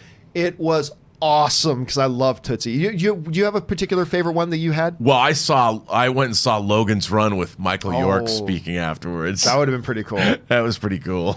All right, next up, ZMG Ruler writes, Snyder, Affleck, Godot all tweeted about Snyder Cut. Well, yeah, we covered that a little bit earlier. Some people will go, well, they're going to do it because it's trending on Twitter. Okay, all right. You know what else trended on Twitter? Storm Area 51. That trended. You know what else trended? Even bigger than release the Snyder Cut? Not kidding. You know what trended even bigger than release the Snyder Cut? Danny DeVito as Wolverine. Remember that a little while ago? That trended bigger? I'd watch that movie. I would also watch that movie, by the way. But anyway. But we covered that a little bit, and the pros and the cons and what could and could not happen. All right, Rude Shot writes, what if Palpatine returns to help Rey defeat Kylo? Could this twist happen? Look, whenever you ask a question that has the word could or ever, whenever you have a question that has the word could or ever, the answer is always inevitably yes. It could happen. Theoretically, it could happen. Likely, I'll say no. Rob, what do you think? I would say no, too. Although, I was watching, believe it or not, John, I watched Attack of the Clones and Revenge of the Sith with Elizabeth this weekend. We were just filling our days with movies. And I forgot how great Ian McDermott is as Palpatine in the prequels. I think he's great always as it. It's so good. And that scene... One of the big redeeming things of the prequels to me. Unlimited power! I mean, I can't get enough. Any other actor would have came across one of the cheesiest lines in history. Dude, why not Palpatine be... I hope he's the star of this movie, and like I said, I hope he kills everybody. But by the way, Rucha, I just want to give a shout out. Well done. That's how you ask a what if question. You start with what if, and you end with an actual question. Well done. All right, Brandon Blake writes, did you notice that Dr. Pershing in The Mandalorian wore the same symbol as the cloners from Kamino in Attack of the Clones? Mm-hmm. I did not. I paid no attention to that whatsoever. Yes, and it's also you see them on the actual clones themselves and they're on their jumpsuits. But yes, and that was it's all over the net. But yes, I didn't even notice that. Now I got to go back and look at it. So that's why they want to find, I think, Yoda, baby Yoda. Excellent point, Brandon. Thank you. Because that could theoretically open up a whole ton of possibilities. I totally went over my head. I didn't even notice it. I watched the first episode twice. I watched the second episode. Well, it wasn't in the second episode, and I didn't even notice it. All right, now I got to go back and take a look. Thank you for bringing that up, Brandon. Let's see. Rachel P. writes, 7,000 plus go like hell. What an amazing moment. Just one of many. Love 4V Ferrari. People need to watch this movie in IMAX or Dolby. I had a great time. Rob, you finally had a chance to go and watch 4V Ferrari You enjoyed it, yes, quite a bit. It's so entertaining, so good from beginning to end. It's such a classic. I mean, I'll be watching that movie until the day I die. I can't wait to get that 4K disc. The sound was incredible. And you know what? Because I'm not a car racing guy, so I don't know all the details about what happened and stuff like that. So I'm very curious to know what somebody who already knew all the history, how they found the movie. Because to me, it was also it's like, really? That happened? Like I found it quite surprising. I love that film. Right now, it's my number 4 best film of the year. All right. Where are we here? Arod 2006 writes, hey, John, my early prediction for the 7 Untitled Marvel films in no particular order. Blade, X-Men. I don't think they're doing X-Men. Fantastic Four, Captain Marvel 2, Guardians of the Galaxy 3, Ant-Man 3, Deadpool 3. Thoughts? Well, again, we already know that Doctor Strange 2 is coming. So you've left that one out. So you got Ant-Man in there. You know they're going to do Captain Marvel. So there's a couple of automatics in there that I think you're leaving out. But I definitely 100% do not believe I don't think we're getting X-Men. I don't think we're getting Fantastic Four. I 100% believe wholeheartedly that we are definitely not getting both.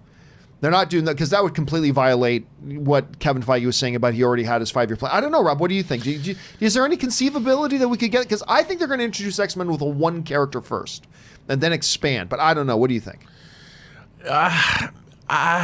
Maybe. I mean, I don't know. It seems to me like they're playing it pretty safe because they know, look, after the incredible success of both Infinity War and Endgame, they can't take a lot of chances.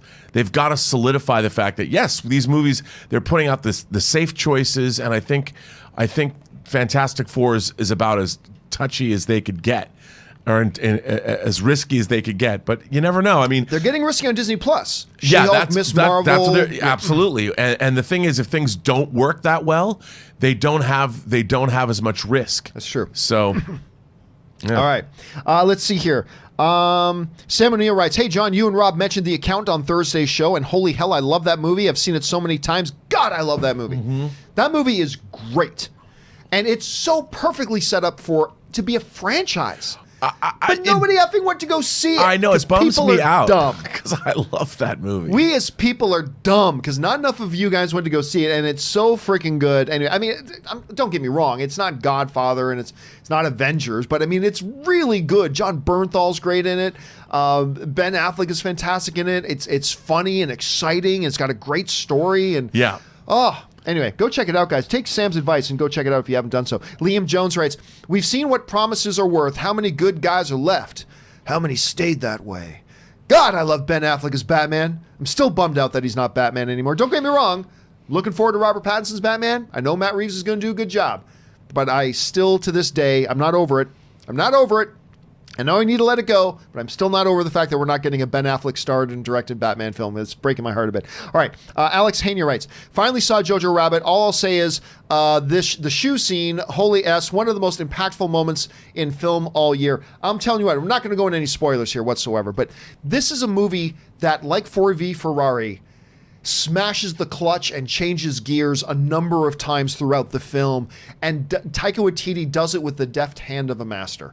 I'm not saying Taika Waititi is one of the masters of it, but man, he acted like it in this movie. And that was one of those moments, Rob, that it was just hammer the clutch, change gear, and all of a sudden your emotions are la la la la. Yeah. And that happens a number of times in this movie. And he's very he's shaping up to be one of our most exciting directors. That's a good way to put it. Yeah. I am a huge, ever since I saw What We Do in the Shadows that he also stars in, he's also a really good actor. I mean, he's a really talented guy. I don't know how good of an actor he is. I'll say this. I think he's a really great performer. I think he's right. really, Okay. I think he's a really fun performer. I know what you mean by that. I know what you mean. But yes, and when he creates these indelible characters, yes, you're right. I mean, he hasn't shown a lot of range within characters. He's been playing these, but his performances are great. They're great. All right, Tyler Yeats writes, got my advance tickets for Knives Out. Can't wait, dude. I'm seeing it on Friday. I'm seeing Knives Out on Friday. Very excited about it. It's one of my most anticipated films left of the year. All right, Lucas Wilson writes, having a pretty rubbish day. Oh, that sucks, Lucas. So trying to cheer myself up by listening to What's Up, Danger. God, I love that song. I've got 3 songs that I go to every morning when I get in the shower. I get in the shower and I say, I can't say it too loud because I got a Google Home in the room. I say, hey, Google, either play What Are You Going to Do When You're Not Saving the World by Hans Zimmer. It's the Man of Steel theme. Because remember, I listen to this in the morning about 40 minutes before the show starts to get my blood going, to get my blood pumping. So I either go to that, I go to Pray For Me from the Black Panther soundtrack, and the third one I go to is What's Up Danger from Spider-Man Into the Spider-Verse. These are 3 songs, and I'll just pick one when I get, because I can shower in like 3 minutes. So when I get into the shower, I go, hey, Google. And I say one of those 3 songs because those songs never fail to get the blood pumping. Rob, you got any sort of a piece of music to you that's kind of like, this is my go-to and I got to get myself like amped up? And yeah, ready you to know, go? I'll tell you. It's from the soundtrack to the 1981 Michael Mann movie Thief. And it's Tangerine Dream's 9-minute track, Diamond Diary. I'm not familiar with the piece. Oh, yeah. When it gets going, it's a great piece to ski. If you like to ski or run to. All right. Excellent. Jesse writes, as a welder who already has to look out of a tiny window in my helmet all day, I can't imagine trying to bounty hunt in that Mandalorian helmet. I've always just assumed that it's like internally it's like a heads-up display, much like Iron Man. Yeah, me too. That's what I always just kind of figured. But yes, that is a pretty limited field of view. Let's see. Jared Oberfeld writes, thanks to deep combat, beautiful graphics, and a great story, Jedi Fallen Order is game of the year. I have spoken. I had an interesting adventure with Jedi Fallen Order this week. Did you play it? Okay, so here's what happened. Oh, good. Irishman. I downloaded it immediately because I'm no good. My brain is just not wired. I've tried thousands of times. I've got a PS4. I tried. I just cannot play video games with these things. I just have for 20 years. Really? Yeah, going back 20 years, I've never been good with controllers. Like even when I was like 20 years old, I just couldn't use contemporary game controllers. I love PlayStation controllers. Or any console controllers. It's just not my thing. I can barely do, Mario Kart with the Nintendo controller. That's a lot simpler of a controller. Anyway, so I am a keyboard and mouse guy. Fortunately, Jedi Fallen Order is available for PC through Origins, and I get a number of my games through them. So I'm like, oh, great. So I bought the game, downloaded it, installed it, and the first thing it says on its screen, while you can use a keyboard and mouse for this game, it is highly recommended that you use the controller. It's just designed for it. I'm like, yeah, whatever. And they weren't lying, because I tried playing the game for like 3 minutes. For 3 minutes, and it's like, this sucks. Not that the game sucked, but my ability to interact with the game with my keyboard and mouse sucked. So I bought the game, downloaded it, installed it, played it for 3 minutes, uninstalled the game.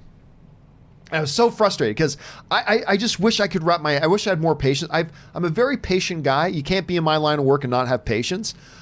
But I have no patience when it comes to video games. Like none. If it doesn't connect with me and I can't get plugged into it immediately, I kind of abandon it pretty quick. And that's unfortunate. And I just cannot wrap my head around this damn thing. So about 3 hours later, I decide, I've been so looking forward to this game. F it. I'll give it a shot. I'll try playing with this accursed thing. So I reinstalled the game and started playing it with the controller. And I played it for about 2.5 to 3 hours so far. For those of you who are into the game, I got to the point where I went to Dathomir, just so you know. And it's a very intriguing game. It's a really cool story. So then last night, Anne and Kaori came over so Anne and her could watch The Crown Season 4. Because that's now on Netflix. Crown Season 4 is now out. Anne and Kaori are Crown maniacs. So they were going to binge The Crown all night. So I'm like, all right, well, I could do a little bit more work, but I got a lot of work done today. You know what? I'm going to watch the cutscene movie. There's a 3.5-hour cutscene movie of Jedi Fallen Order. I was already a few hours into the game. I decided to watch the movie. It's good. The cutscene movie is good. It's not quite as good. The story isn't as coherent as, say, like an Uncharted one is, or even as God of War, the recent God of War one was, but it's still quite good. And it's really interesting mythology, a couple really cool surprises as well. So I'm about a couple hours into the game. I'll see how much longer I can go. I just wish my brain was wired for the controllers, but I do recommend getting it. I do recommend getting, because I've been having some fun regardless of the fact that I've had to use this cursed thing that everybody else can use with great ease, and for whatever reason, I just can't get my brain wired around it, but whatever. I've been trying. Okay, let's see. Next up, oh my gosh, it's already after 10:30, so we just got a couple more questions here with Rob still here. Orange Groove 55 writes, due to COPA, are we going to have to mark our channels for kids because we discuss news rumors about Star Wars and Disney? No, this is something that's been one of the most overreacted to things I've seen in a long time. Listen, everybody forgets. Now, when I do a live stream now, when I put up videos, I have to give a qualifier. Is this video made for kids? It's not asking me if would kids be interested in this video? No. It's asking me, is this video I'm making specifically targeted at children? The reason this has become a thing, Rob, is I don't know if you remember this, but just like last year, there was a whole huge controversy because there were a bunch of channels, high-profile channels with a lot of views, that specifically made their videos, titled and everything, targeting children with some very unchild-friendly material. Yeah. And it got YouTube into a lot of trouble. A lot of sponsors pulled their advertising dollars from YouTube because that was going on, and all this kind of stuff. So one of the things they're doing now is that they ask me as a creator, is this video you're making for kids? Like, are you specifically targeting children in this video? And you just got to come clean with it. And fortunately for me, no, my videos are not targeted at Can children watch my stuff? Yes, they can. But it's something a lot of people are really overreacting to, and I get it. I get why they're doing it. Do you have any thoughts on that whole situation? No, I mean, I've been following it. People have been writing me about it. Yes, on my own YouTube channel, on the Burnett Work, this channel is not for kids. My videos are not for kids. And the reason that they need to do this to comply with the law is people were mining data on children, and Google was doing that, and they don't want that. That's against, it's against the law. And where it's really become sort of interesting is, say if somebody like one of my favorite channels on YouTube is Justin's Collection, and he's an Australian dude who has this great collection of hot toys, and he reviews hot toys. He does great hot toys reviews. So the question is Justin's Collection channel aimed at kids? Well, no, because they can't afford hot toys. But if somebody wanted to, they could go after a channel like that and go, well, this is a toy review channel. Even though it's like, yeah, well, if you got $250 a pop to buy a toy. So that's where a lot of YouTube creators, there's a weird nether world that they're worried about. But hopefully it'll all shake out. I think, like you, John, it's much ado, not about nothing, because it's not nothing. But it's something that I don't think is going to affect. I think a lot of the YouTube community is up in arms and doesn't necessarily have to be. But it's definitely something to watch and be aware of because it's draconian. All right. Next up, Jared Oberfeld. Also, John, you're lucky to have a beautiful wife. No, I'm not. There are tons and tons and tons. There's beautiful people everywhere. There's beautiful people. I'm not lucky to have a beautiful wife because there's everywhere you look. There's beautiful people. I am lucky to have an amazing wife. I am lucky to have a wife who is driven, ambitious, has goals, is mega educated. She's going for her second master's degree, her fourth degree overall right now. She has purpose and drive. She is the dungeon master of our Dungeons and Dragons group. She's totally into MMA, reads more comic books than I do, is super intelligent, and is an incredible partner. That's why I'm lucky. Come on, bruh. She looks awesome as Slave Leia. What are you talking about? Of course she looks awesome as Slave Leia. By the way, it's not Slave Leia. Pardon me, it's Hut Slayer Leia. It's a cross between Jasmine. It's Slave Jasmine is her. She's got this. Right. She's got this famous cosplay where she crossed herself with Jasmine and Slave Leia while holding a giant. But you can't say Slave Leia anymore. You have to say Hut Slayer Leia. But she's holding up a giant Jabba, but painted blue as the genie with the goatee. It's a great crossover thing. But anyway, yeah. But She looks pretty spoken. She is. She's great. Anyway, but thank you for the kind words, Jared. All right. Captain Lakari writes, will they ever make This Is the End sequel? I don't think so. I think if there was ever any window for that, it's come and gone. Dude, I love that movie so much. I do, but I wouldn't be interested in a sequel. Here's the thing. I love the original. I laughed my ass off at the first one. What if they have to go to hell and rescue somebody? I think the shtick's played out. Oh, it could be good. I think it was the perfect length. All I think they would be doing is repeating the same style jokes. So I think it was perfect for one film. People keep asking me like what my favorite comedies are, and I always forget that movie. It is hilarious. That movie's hilarious. All right, Nick Gurula writes, I work in the Detroit Renaissance Center, and I walked into work only to find a movie being filmed. I have been trying to see what movie it is, but no luck yet. It's very exciting to see. It's always cool when you walk down the street and see there's a movie set on a street somewhere. It's always cool to see. Wait a minute. There's a Detroit Renaissance Center? Of course there is. How do I not know about this? Detroit has a marvelous history. In the Renaissance? Yes. I don't know if it specifically means the Renaissance or it's a Detroit history. I was like, because whenever I think Renaissance, Detroit is the first place. I just thought it meant about the history of Detroit, but I don't know. Maybe it is about the Renaissance. No, era. It's true. I mean, Detroit is probably undergoing a Renaissance right now. Actually, Ann and I went to Castaway Restaurant, which. Have you ever come to Castaway with me? I know you were supposed to come to Castaway with me a couple of times. No, I have not. I love the Castaway restaurant, but I've never gone with you. So we got Ann and I go about once a month to this gorgeous restaurant about 15 minutes from where we live. That's up on the top of a hill that overlooks the San Fernando Valley. It's gorgeous. So we went there for dinner the other night, and they were actually shooting. I believe it's called. It wasn't Blackish. It was one of the spin-offs, Mixedish. Okay. I think that was it. They were shooting Mixedish there at the same time while we were there. So it's always fun and cool to see the stuff like that. Joshua.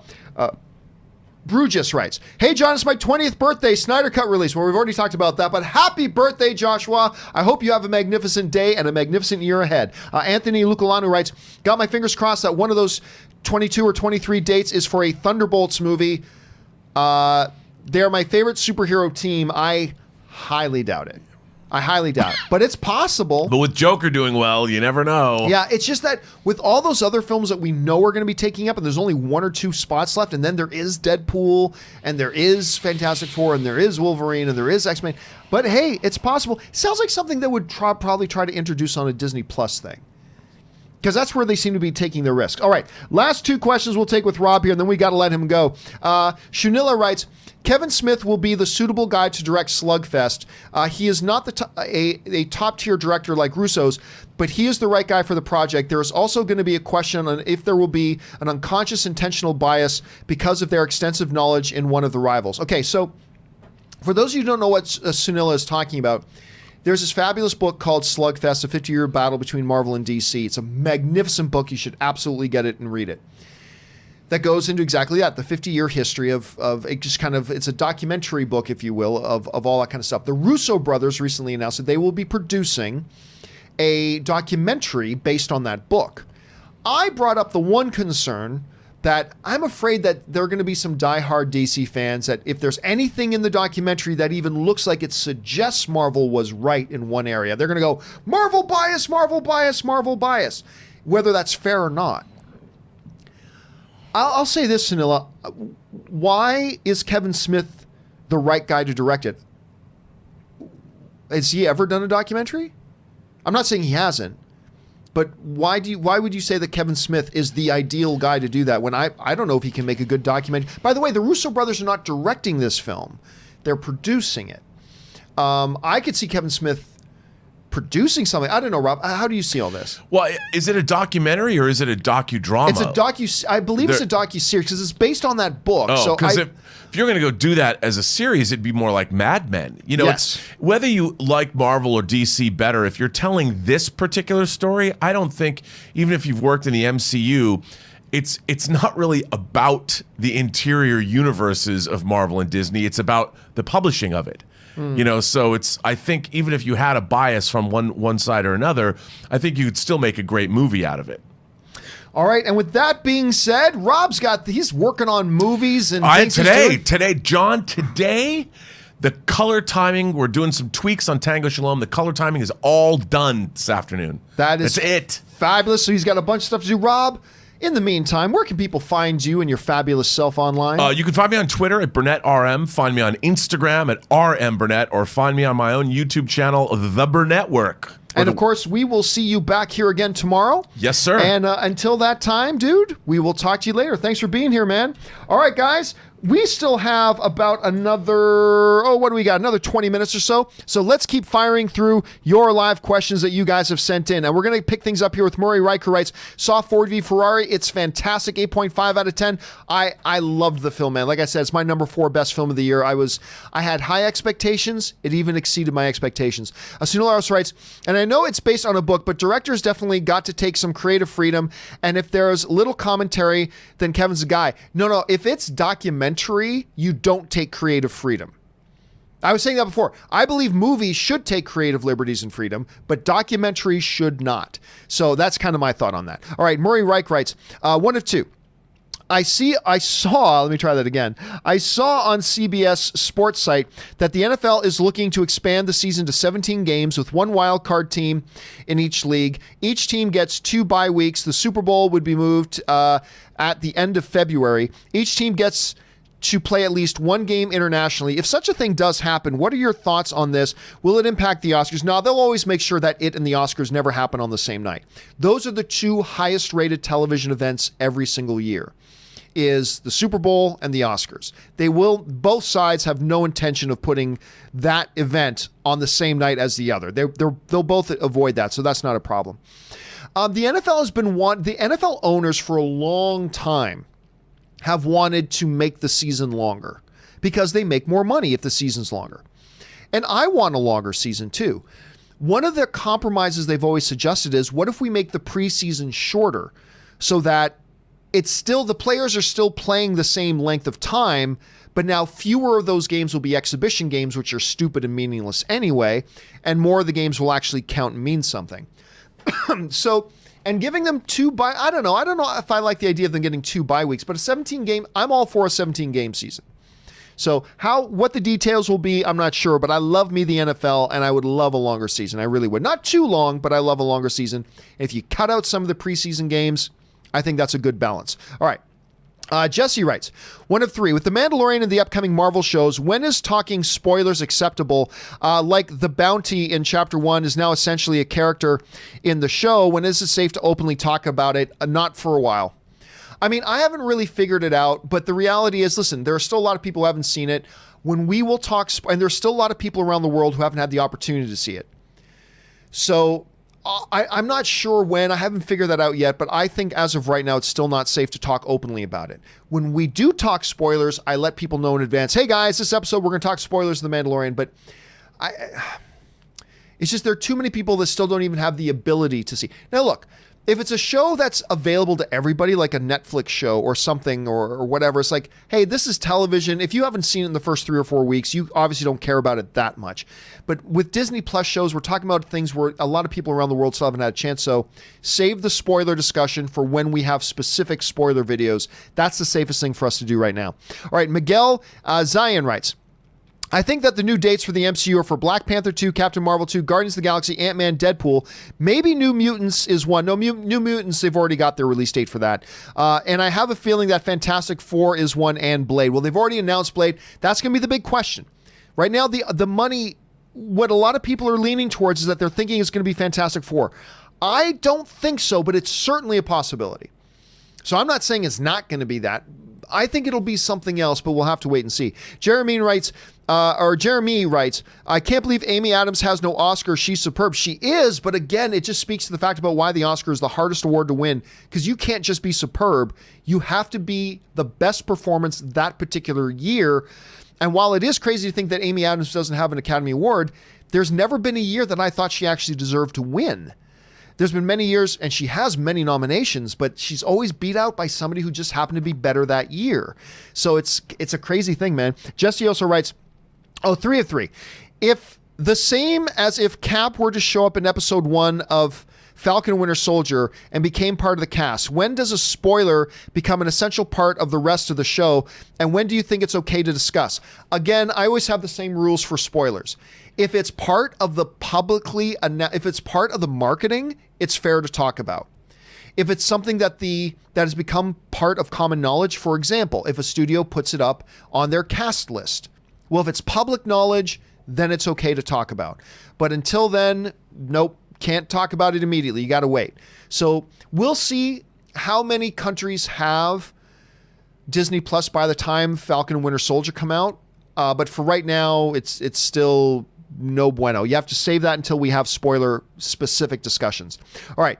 Anthony Lucalano writes, everyone say it together now, I believe in faith, trust, and Disney Plus, and it's finally here in Australia. Of course, that's the big phrase that Chris coined, and it's going around, and I'm so happy for you guys in Australia that now you guys finally have it too.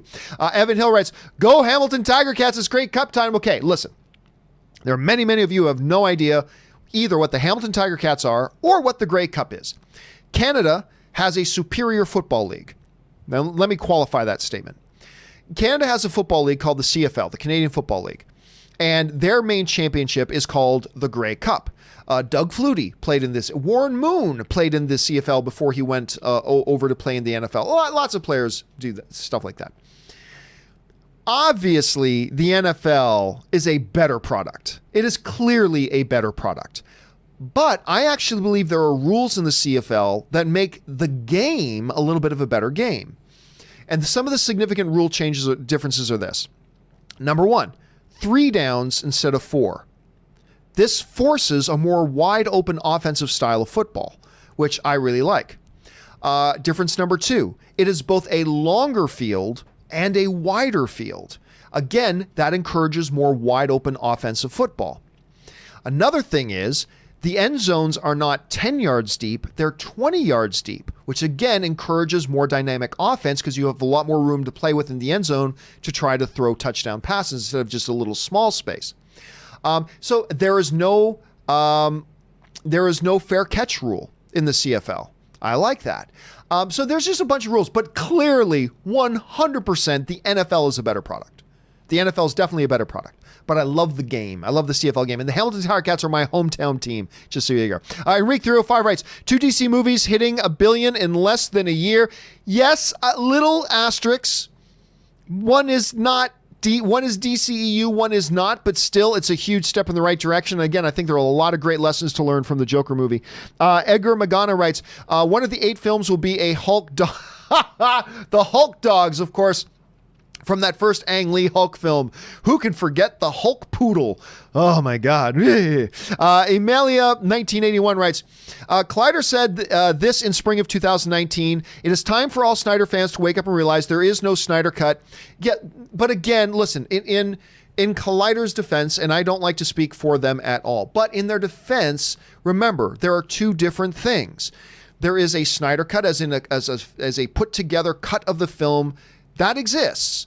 But when they were saying that the Snyder cut does not exist, what they were talking about is that other thing, which is a 100% color timed, color corrected, audio finished, ADR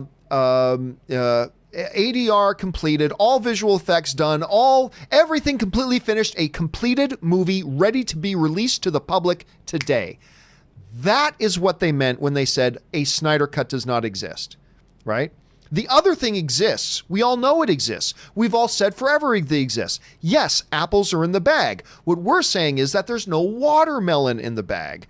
But John, didn't you hear them say that there's apples in the bag? Yes, for the 10,000th time, there are apples in the bag. We are saying there is no watermelon in the bag. That's the thing. So in their defense, that is what they were talking about at the time. And they're correct. They're correct about that. The one thing that we call the Snyder Cut does exist. As a matter of fact, Zack Snyder said he has many of those things. There's many different Snyder Cuts. But that's not what they were referring to. They were talking about the Snyder Cut as in what is commonly believed to be a complete 100 post-production finished, all the money spent, everything completely finished and ready to be released in theater. All they'd have to do is say, okay, just release it. That does not exist. And we know that because Zack Snyder himself has said that. So anyway, in their defense, That's what they were talking about. And also, okay, Murray Reich writes, where are we at? I happen to agree with Stephen A. Smith's recent ESPN video on Colin Kaepernick. The guy is not looking to play. He just wants attention. Listen, I don't know. I'm not inside Colin Kaepernick's head. I don't know what he is thinking in his head. So I'm not going to pretend that I know. All I know is this. I've always felt that he is overrated. I've always felt that Colin Kaepernick is actually not that good of a quarterback. He took over a team that was already, if not undefeated, they were almost undefeated under Alex Smith, who I believe is a tragically underrated quarterback. He took over a 49er team that was already the powerhouse in the class of the league. And then he came in and they continued the success. He was very dynamic, but, you know, he's no Mahomes. He's really more of an RG3, which RG3 ended up being a bust. But I've always saw Kaepernick more as an RG3 rather than a Patrick Mahomes. So I just never really thought he was all that good. Now, is he a top 100 quarterback? Like, could he have a third string or a second string job on a team? Is he good enough to be a third string or a backup quarterback on a team? I'll say yes. But is that somebody that you have to run out and sign? No. So I've always just thought Kaepernick was, I have a lot of sympathy for his message and his political stance. I have a lot of sympathy for that, but the bottom line for me was I just never thought he was all that great of a quarterback. Anyway, Emilio also writes, add Martian Manhunter to the movie list for DCEU projects. I know a lot of people love Martian Manhunter, and there's a lot of DC characters I love, but Martian Manhunter has never been one of them. But that's just me personally. Teddy Wren writes, is Jon Favreau the best director actor? No, absolutely not. No chance in hell. No. No. I love Jon Favreau. He's great. But number one, he is not in the same league. And I love Jon Favreau. I mean, if you guys watch me for any period of time, you know I love Jon Favreau. He's fantastic. But he's no Clint Eastwood. You know, Clint Eastwood has an acting Academy Awards on his shelf, and he's got directing Academy Awards on his shelf. So no, Jon Favreau is not in the same. I would even put a Ben Affleck probably above him, because Ben Affleck, I mean, his movies that he's directed are just phenomenal. I think he's a better actor than he gets credit for. And there might be one or two others. Now, is Jon Favreau one of the best director-actor combos we've had? Yes. Is he the best? Oh God, no. You can't even be like, if you're asking if he's the best, just Clint Eastwood, period. Get out. Everybody else just get out of the room. It's not even close. It's not even remotely close between Clint and everybody else. One of the best? Yes. The best? Absolutely not. And he's great. Tim Duplisa writes, just drove from Massachusetts to Tennessee. Wow. Saved a bunch of shows up for the ride. Thanks to John, Robert, Chris, and Aaron for keeping me company on the 17-hour drive. Hope you enjoyed it as much as me. Great show. Well, thank you so much, Tim, first of all, for being a part of our film fan community. And I'm glad that we were able to be in the car with you. I've made some long drives. I remember the longest drive I ever made was when I first came down to LA. I actually drove. I drove from Hamilton, Ontario, which is right beside Toronto, East Coast Canada, to West Coast Southern United States. That was a hell of a drive. 17 hours is nothing to sneeze at, man. And thank you for bringing us along for the drive with you, Tim. And I hope you had a good, safe, enjoyable drive, man. All right. Robert Terry sends in a really large super chat. Thank you, Robert, for supporting the channel on that level, man. We appreciate that around here. Robert writes, I don't think Endgame is best picture worthy, but I do think there is a conversation to be had about maybe giving MCU a special achievement Oscar. Snow White, Star Wars, Roger Rabbit, Toy Story, and all got one thoughts. I don't know. The MCU hasn't been around long enough, honestly, at this point to have those types of conversations. And we would have to wait and see. So at this point, maybe not. What I do think is going to happen at some point, and Robert talks about this a lot, and I happen to agree with him. What I do believe that'll happen at some point is that Kevin Feige will be given an honorary Oscar for what he has done with the MCU. He has simply created something there's never been anything like it. This big, wide, overarching, shared cinematic universe. We've never had anything like that before.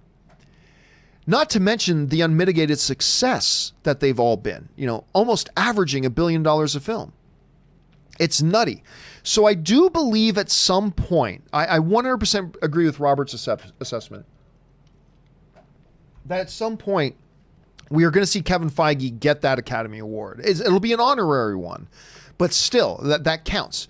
I do think he's going to get that at some point. So if that counts towards what you're saying, then I'll agree. All right. Thanks a lot for that, Robert.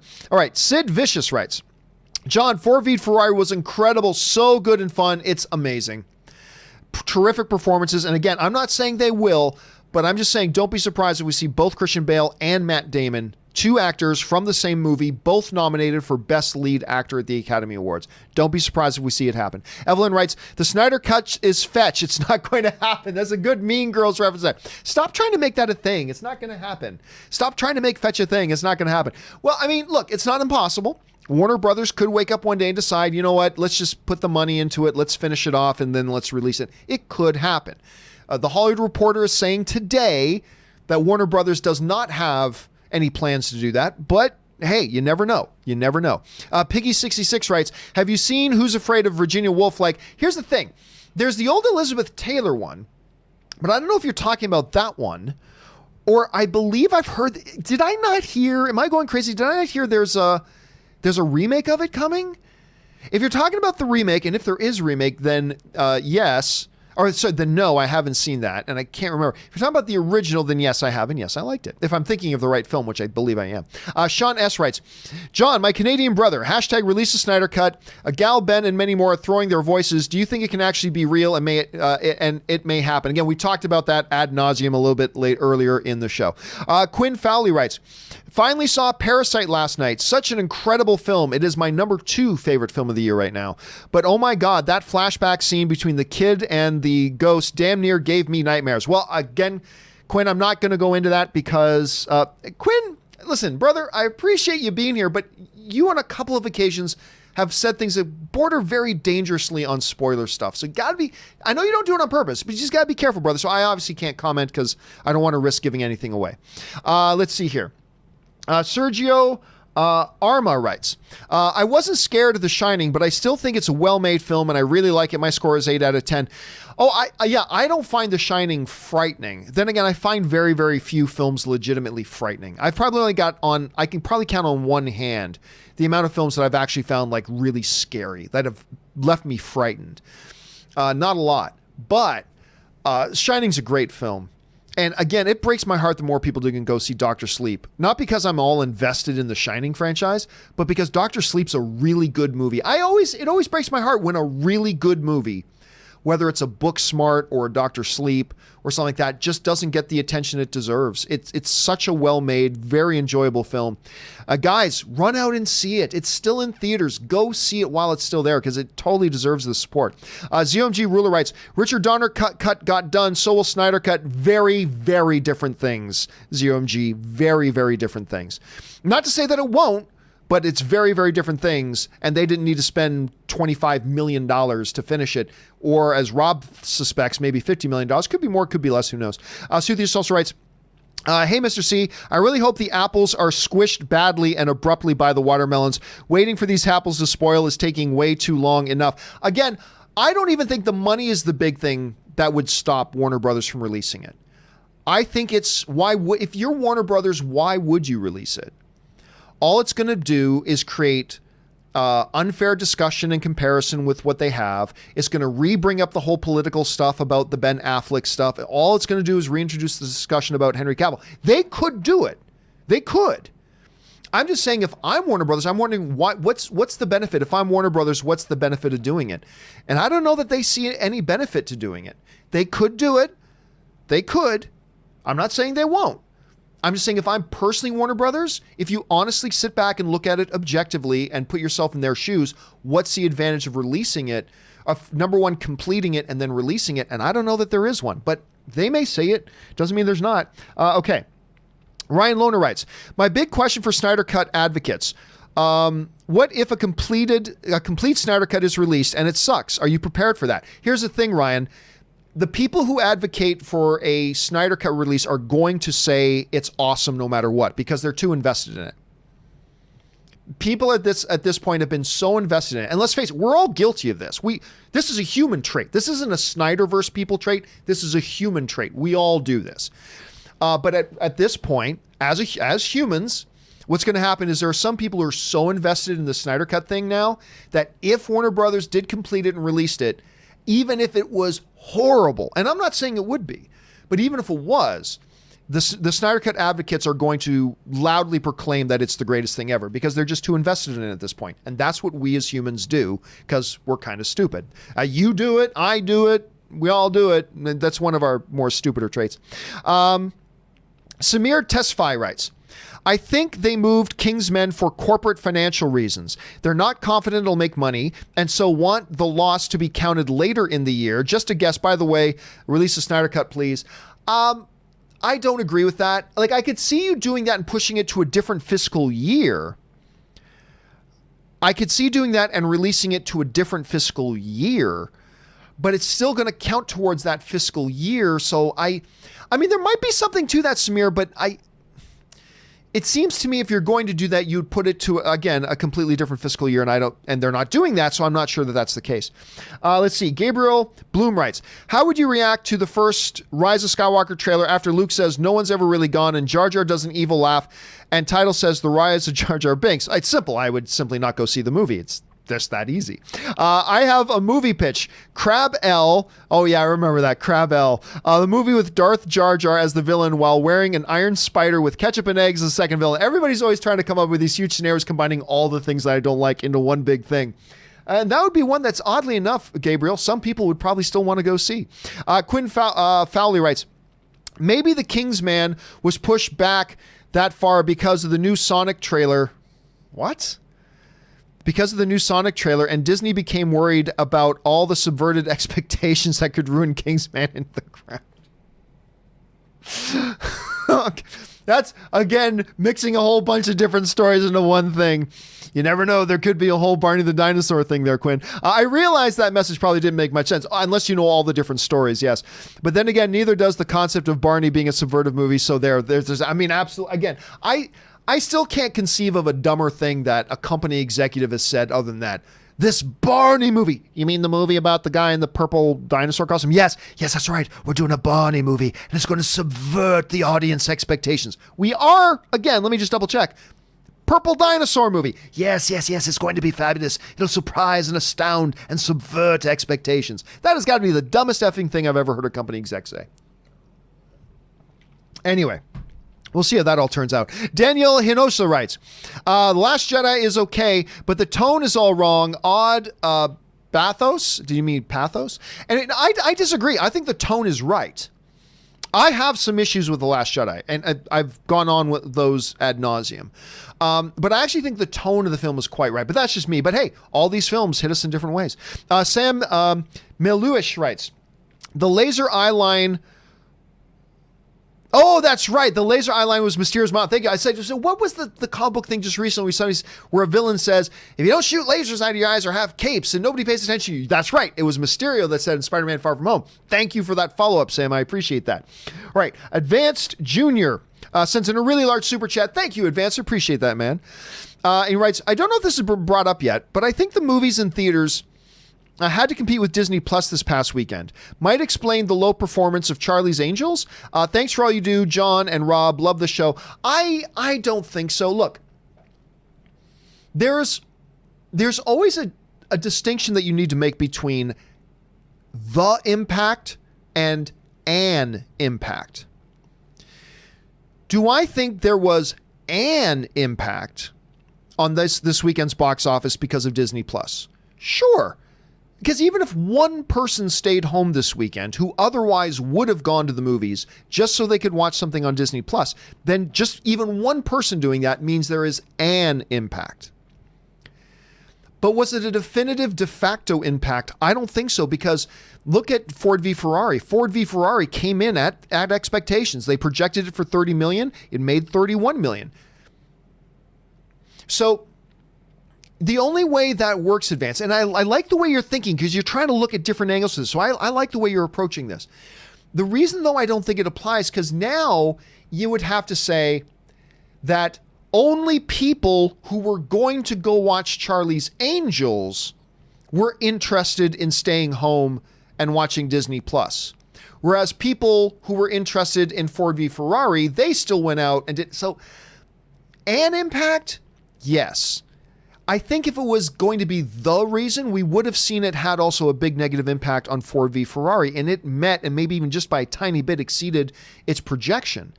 So for that reason, I'll say no, but I like the analytical way you're trying to look at that. So I like that. Keep thinking in those terms. Thanks for that, Advance Junior. All right. Just got time for a couple more here, guys, and then we're going to have to wrap it up and call it a day. Where are we at here? All right. Sam writes, first October release for the MCU. Interesting. Ooh, I didn't even think about that. Is that the first time? I guess it would be. I can't think of anything. Excellent observation, Sam. I didn't even think about that. Omega Locke writes, didn't Zach say his cut was done and that it's up to them, as in it's up to them to release, not finish, because the score is done and much of the VFX, but it is not complete. It's not complete. Because if you were to interpret it like that, Omega, then what does it mean when he said he has lots of cuts? Remember, he said that. He said, yeah, I've got the Snyder cut. I've got several cuts. Did Warner Brothers take every single one of those cuts and do all the visual effects for those cuts and do all the color correction for those cuts and do all the ADR for those cuts and do all the sound mix for those cuts and all of them? Did they do it for all of them? No. It is not a complete and ready to be released package. That has been reaffirmed several times, including Hollywood Reporter, Variety, Warner Brothers themselves have affirmed that many, many times. Warner Brothers never finished the film. They never finished it. And then remember, there's a difference between being done shooting and then finishing the film. He's got a cut, start to finish. He's got a cut of the movie. You could sit down and watch it. But it is not the overall finished things. That's been reaffirmed many, many, many, many times. Anyway, and like, so for instance, even when you say much of the VFX, that's not done. Much of the VFX is not complete. And that's the whole thing. There is not a completed Snyder cut. That isn't there. There is a Snyder cut that Warner Brothers could put in the money and polish up the color correction, finish the VFX, do all the sound engineering on it, and do a complete polish and finish the post-production on it and release it. But that's a different thing. Those are two different things we're talking about. All right, Collins E. writes, Doctor Strange already has an official release date of May 7th, 2021. Is that true? Wait a second. You know what? You're right. Thank you. You're absolutely right. I completely spaced on that one. You're completely right about that, Colin Z. Gabriel Bloom writes, MCU has October 22. Thought Venom 3 would be on that date. Well, remember, October's a big month. There are 4 different release dates you could put in there. So, I mean, again, I think as long as big movies have at least 2 weeks in between them, you're fine. As long as you don't have one huge comic book movie one week and another huge comic book movie the immediate week after that, I think even if you have just 1 week in between the two, I think both can be perfectly fine. Andre Valentova writes, I am perplexed why even the actors tweet about the S-cut. What's in there for them? I'm not sure. Again, my first thought was this looks like it's a coordinated thing, so maybe Warner Brothers is orchestrating something. That was my first thought. But then the Hollywood Reporter came out and said they talked to Warner Brothers and they have no plans for that. Okay, maybe that's true, maybe it's not. But it does smell fishy, right? I mean, it does. It just does smell fishy. Let's see. Gabriel Bloom writes, Sony is predictable. Spider-Man 4 will be out in 2023. Probably. I don't know what you mean by they're predictable. Anyway, last question of the day, guys, and then we're going to wrap it up here. Sebastian writes, Fallen Order is my new favorite canon story. Yeah. No, I think it's good for a video game. I think it's very good for a video game. It seems like a great game, but I wouldn't say it's, even in my top 5 favorite canon story. But it's a very good story. It is a very good story. Anyway, guys, from Leech Live, Quinn Fowley, Daquan, Darth, Joser, Darth, Devo Knievel, and Superman Fan, all the way down. For all the rest of you guys who still had Super Chat questions outstanding, do not worry. I'm going to do a companion video a little bit later today and get the rest of those questions answered. And because you sent them in, I'm going to answer them properly in a video. It's just going to have to come a little bit later today because I need to wrap things up right now. Anyway, guys, that will do it for today's installment of the John Campea Show. Thank you so much for being here and being a part of the film fan community. What do you guys think about any or all the topics we discussed here today? Jump on down and give your thoughts. But remember, when you're talking to each other, guys, remember, even if we have different points of view, we're all film fans together. So talk to each other like you're co-film fans together, even if you have different points of view. That's when the film fan community works best. Special thanks to all you guys who sent in those Super Chat questions. Number one, because you gave us great fun things to talk about, but also because you supported the channel while you're doing that. And all of us here, thank you for that. Thanks to Robert Meyer Burnett for being here. He'll, of course, be back again tomorrow. Speaking of tomorrow, don't forget tomorrow afternoon, after the John Campea Show in the morning, we've got me and Christian Harloff with the newest episode, our 3rd episode of Dark Side, Light Side, talking about all things Star Wars. Hopefully you guys will come back, and thank you guys for supporting that show so far. It's been a much bigger success than we thought it would be. So thank you for that. And then, of course, on Wednesday, we had to skip last week because I had an emergency that took me out of the house, so I couldn't be here for it. But we will have the next episode of The Weekly Hero on Wednesday as well. Make sure you guys come back and join us for that. That'll do it for us for now, guys. Thank you so much for being here. My name is John Campea, and until next time, my friends, bye-bye.